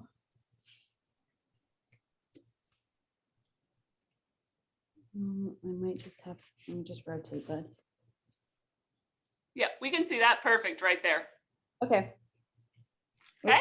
We're gonna Okay, we're gonna mute so you can begin.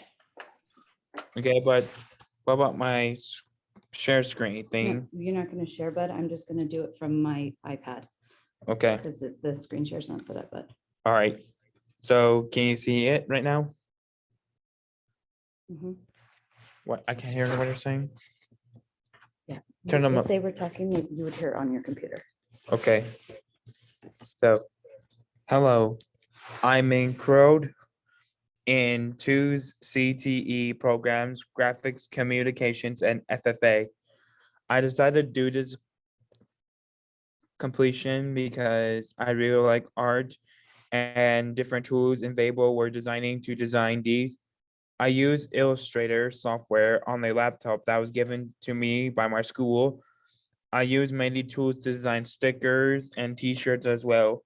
I was able to fix any mistakes before the project is complete with my computer.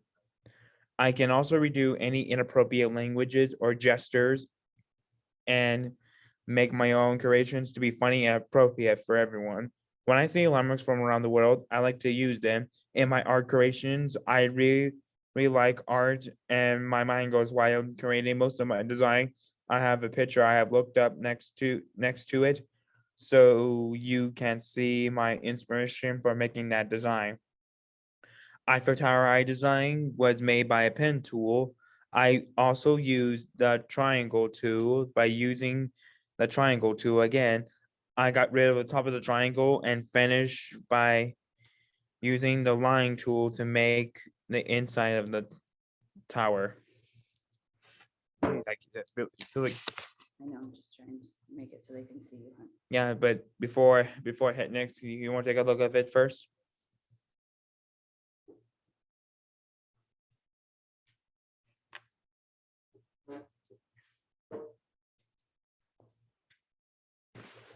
I made a tower bridge by using a shape tool to make the rectangle, just copy and adjust its size of the shape and use the line segment tool to make the wires of the bridge. You can show it.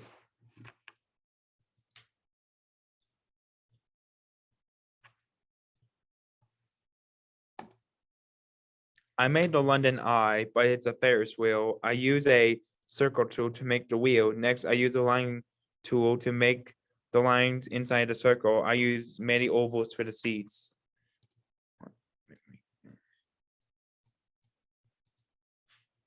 There.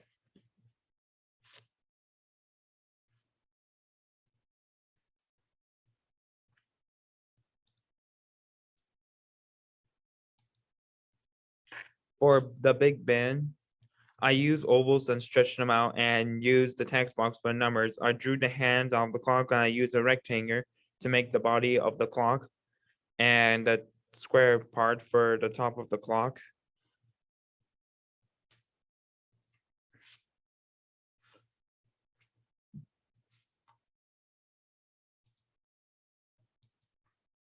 For the statues of the paintbrush, sorry. For the statues of Notre Dame, I use a paintbrush tool to draw those statues of front of the church, and the line tool is what I use to make the windows.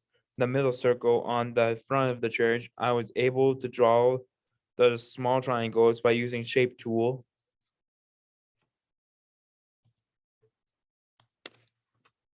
For the statues of Arch the Drum, hope I'm saying that right. I used a paintbrush tool. I was able to make the arches and rectangles by using the pen tool. The images on the front are angels and cupids and other ancient drawings from the 1800s. On the Golden Gate Bridge, I put bridge in front and use a pen tool to make the ocean and the mountains. I was able to set the mountains behind the bridge.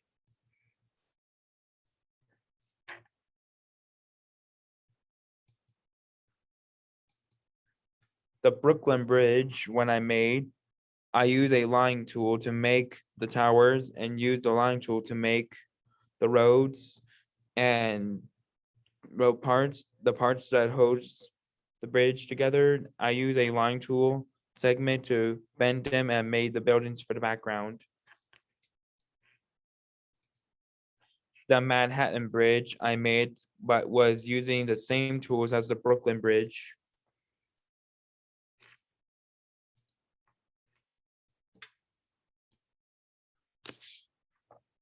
I really like Halloween, and though I like to make decorations at home for this holiday, I want to make something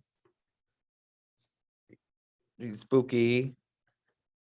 So I recreated a wolf man using all the same tools what I did with my other design. The reason I did this art is because it's based off of my drawing, so I thought this was a good idea to draw it on the computer. The Paris Underground drawing that I recreate based off of the movie. I really like Halloween, so I recreate this poster by using pencil to just look from the movie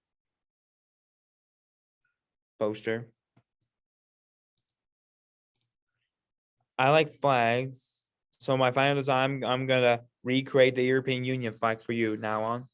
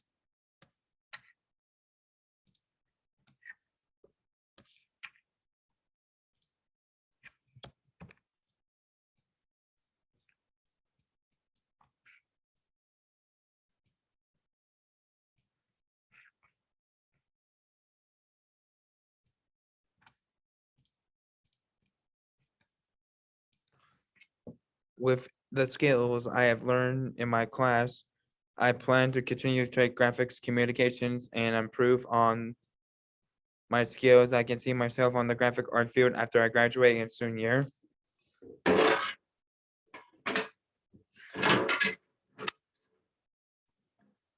And thank you for your time.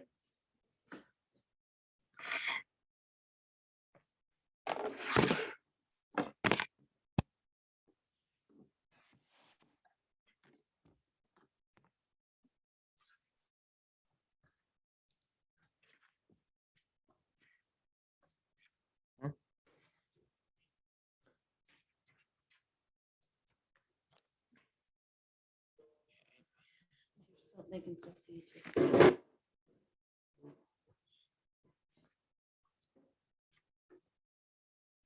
There. That's all. No, we're muted. Contestant 1390, we're gonna have to remove you from the meeting of the National Skills USA Action Skills Zoom meeting. Thank you for a wonderful presentation and you have a great summer, okay? Okay, see, before I go, what was your favorite thing? What was all of it? The computer I like the yellow in it. You have a great day. All right, see ya, bye. Bye. What did he ask? Wait, you? wait. You gotta wait till they're Yeah, on. yeah. He asked me what my favorite thing was and I liked it the yellow because that's the only thing I really looked up. All right. 1398, here we go. Okay, 1398, here we go. That is the last. Contestant 1398.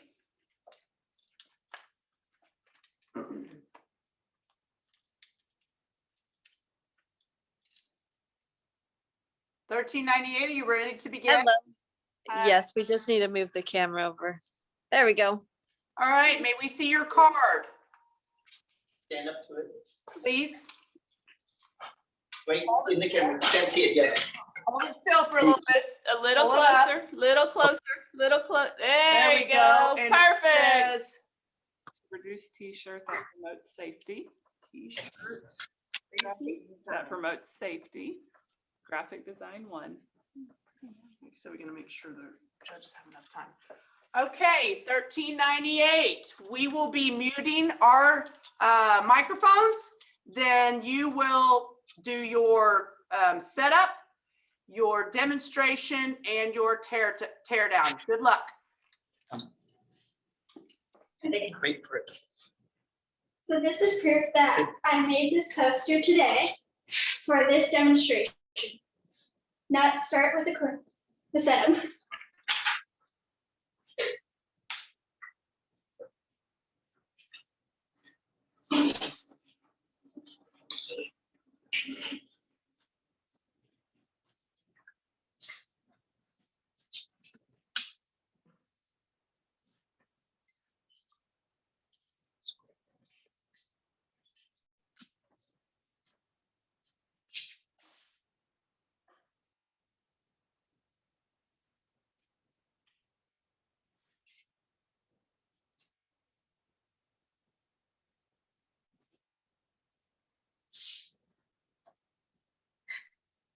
Setup time is completed.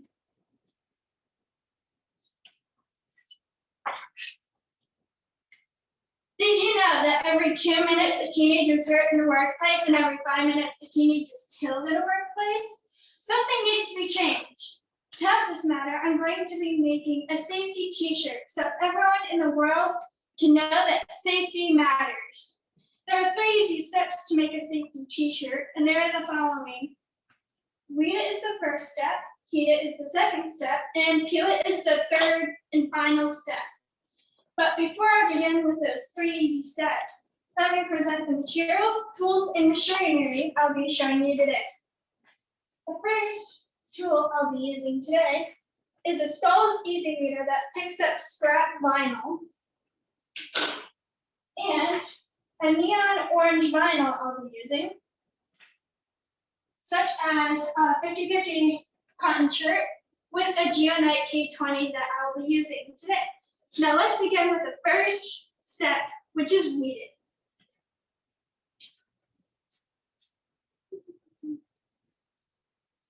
Now I'll be lowering down on my knees so I can see where I can peel.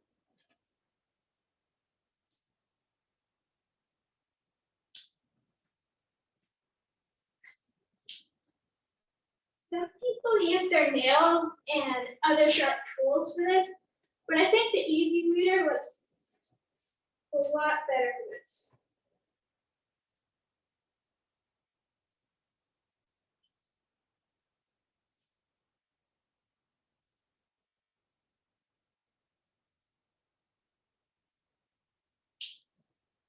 Also, some vinyl can be very, very thick to where you would have to use a lot more heat for it.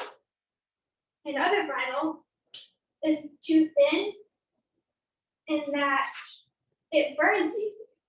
But my vinyl is just right.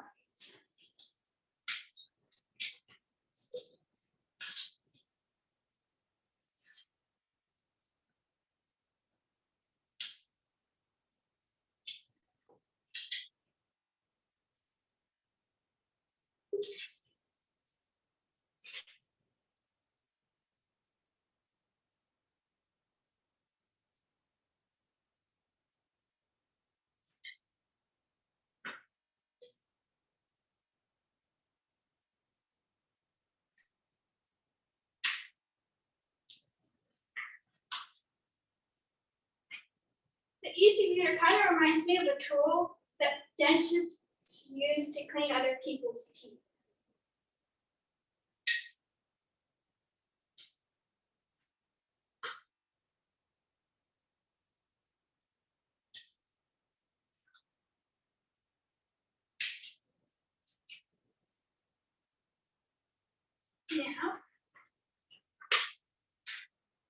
done with the first part of my funnel. Now I'm moving on to my second part.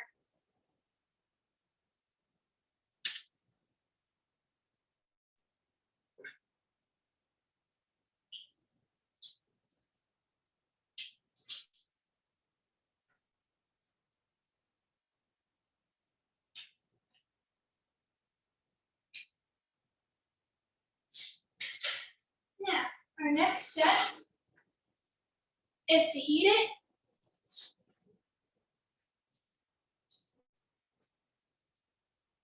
Try not to get these two stuck together because they are very, very sticky.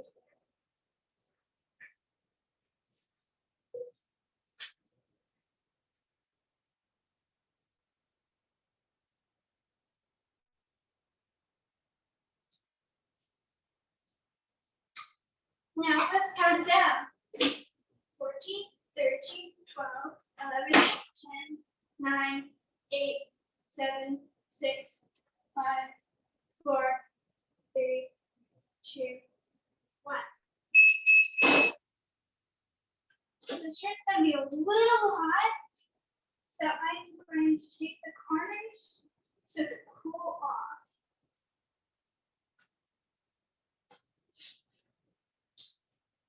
Might be a little too hot,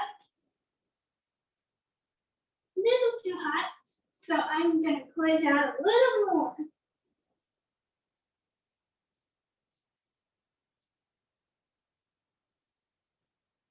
I think it's cool enough. Hopefully. Now the last and final step is to peel it.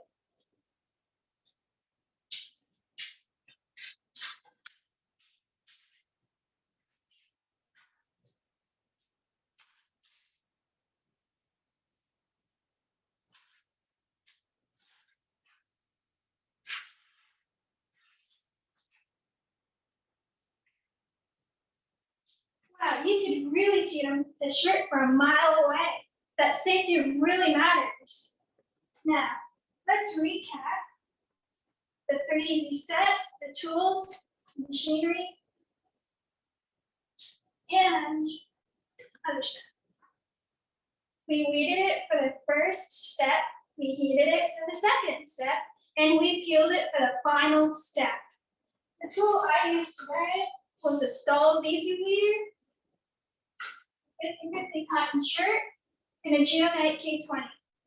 In closing, every 2 minutes, a teenager is hurt in a workplace, and every 5 minutes, a teenager is killed in a workplace. I want to help solve this issue by making safety t-shirts so everyone in the world can think of safety matters. Thank you so much for your time.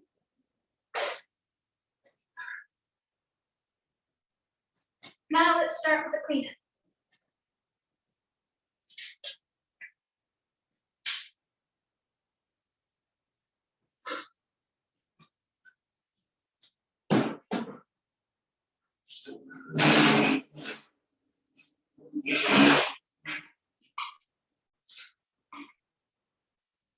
I'm going to turn off this machine because safety matters.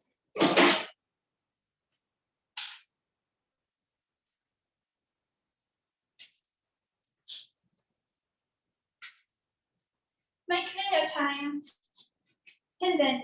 Thank you so much for your time and have a wonderful evening. Contestant 1398. 1398, let me see your lovely face, please. All right, at this time, we're going to remove you from our National Skills USA Skills Zoom meeting. Thank you for a wonderful presentation, and you have a great summer, all right? You too. All right, bye. Oh, no. Sweet. With those two, when we first tried to get them on, their instructor and her face are like, no, not yet. All right, this is our. Okay, here we go. Is this the last one? Yeah, but I'm hoping this goes. We might want to tell them that. All right. Contestant 1407. Okay, could you unmute yourself? Yes, ma'am. Okay, so we're gonna have to share your screen, correct? Yes, ma'am. Okay, let me see how we can do this. Hold up your phone. Wait, Well, we're gonna do we this. I gotta do some other stuff first. 1407, if something comes up, you're gonna just have to zoom back in, okay? Yes, ma'am. Thank you, Okay, sir. so I need to make you the host though, right? Co-host. Co-host, yeah. Let me see if I No, you should just be able to go down to the bottom. There should be a little green thing that says share screen. Uh-huh. Right. In the top right corner of that little green window, you should have screen sharing options, like a little up arrow. Okay, so if I go to the share screen and the up arrow, uh-huh. You see screen share options, something like that. I see share, I see advanced. Go to advanced. Okay, And do you see something that says allow participants to share? No. no. We didn't set this up. If you want to make him host real quick, I can set it from this side for Okay, us. hold on, let me see. Okay, so I'm gonna go to him. You just gotta make me the host back. Okay. Okay, here we go. Okay. Looks like we did that. Okay. Then we're gonna go back here and make host.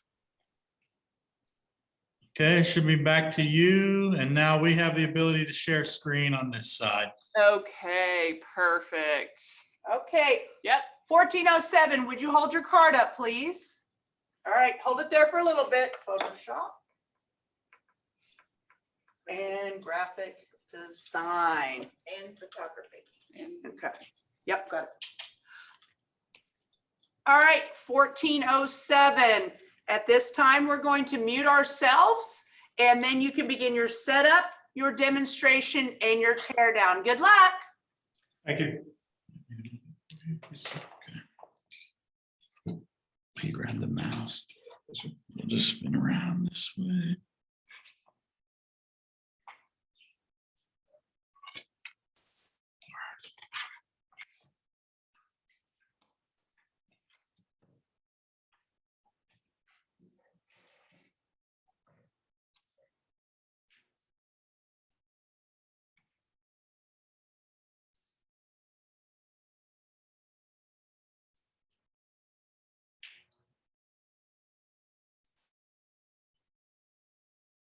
Can you see my screen okay?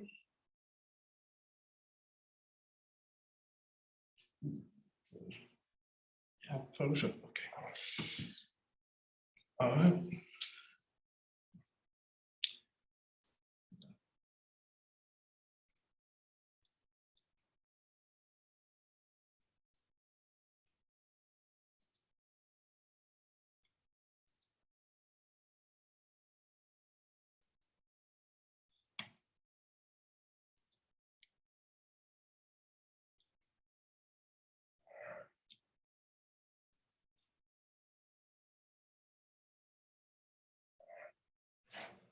Okay.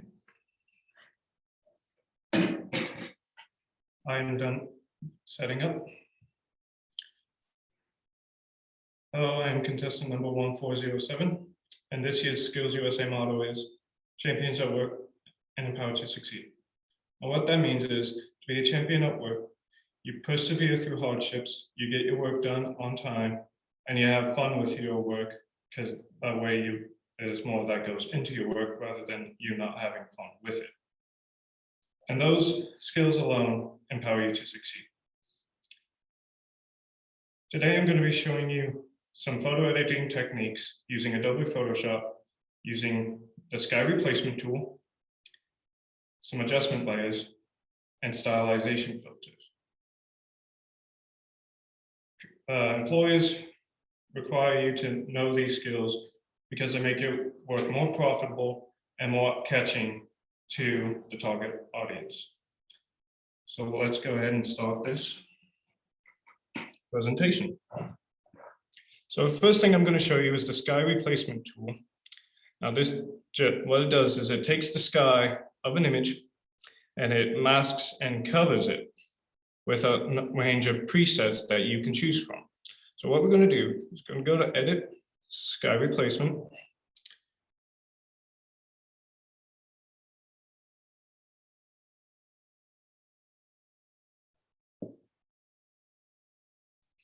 And I'm going to change this to a dramatic sunset.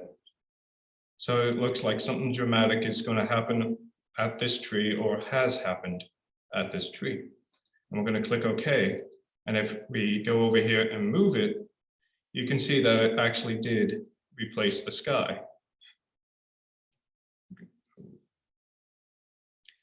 going to show you it one more time. I'm going to go to Edit. I'm going to go to Sky Replacement. And this is a little bit of a gray sky, so, and I want it to be a brighter blue. So we're going to go over here. I'm going to choose one with some clouds in the sky and have a brighter blue sky, simply like that, to catch the mood of the picture, which is supposed to be a bright and happy looking picture. I'm going to click OK, and that's that. Next, I'm going to show you some editing techniques using adjustment layers. So we're going to go to adjustments. We're going to go 2 levels. We're going to take this dark cursor right here. We're going to move it in to about 41. Then we're going to go back to adjustments. Going to go to the vibrance. We're going to take the vibrance all the way down and the saturation all the way up. Back to adjustments. We're going to go to brightness and contrast. We're going to take the brightness down to 38.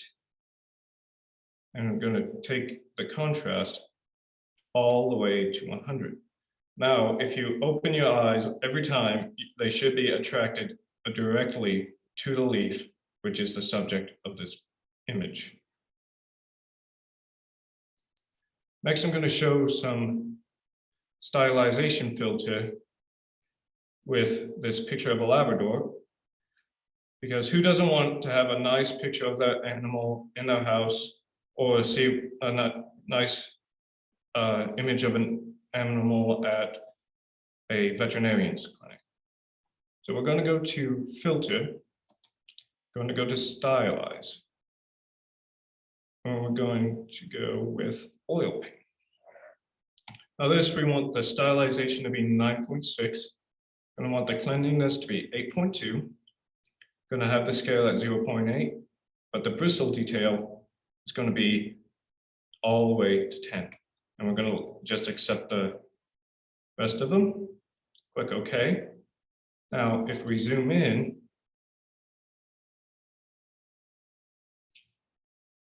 they look more like brush strokes rather than strands of fur. And that makes this more decorative and more profitable for marketing.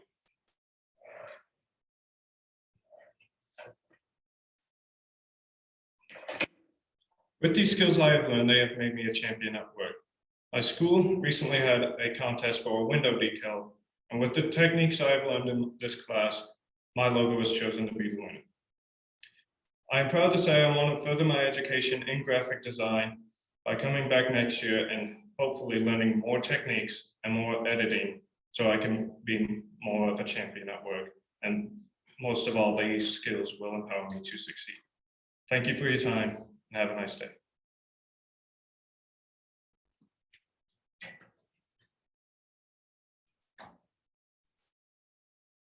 All right, we're going to begin taking everything off, materializing.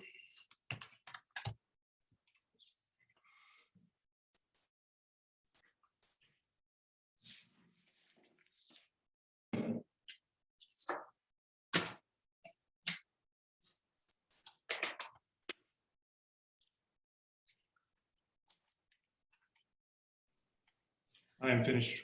Okay, contestant 1407. We're going to finish up our Zoom meeting for the National Skills USA Action Skills Virtual. Thank you for a wonderful presentation and have a wonderful summer. All right? Bye. Bye. Hold on, I gotta. Are we done? Wait, Oh, we're done. hold on, I got one more to remove. 38. Okay, now we're good. Okay, so let's do this. You're gonna be here tomorrow.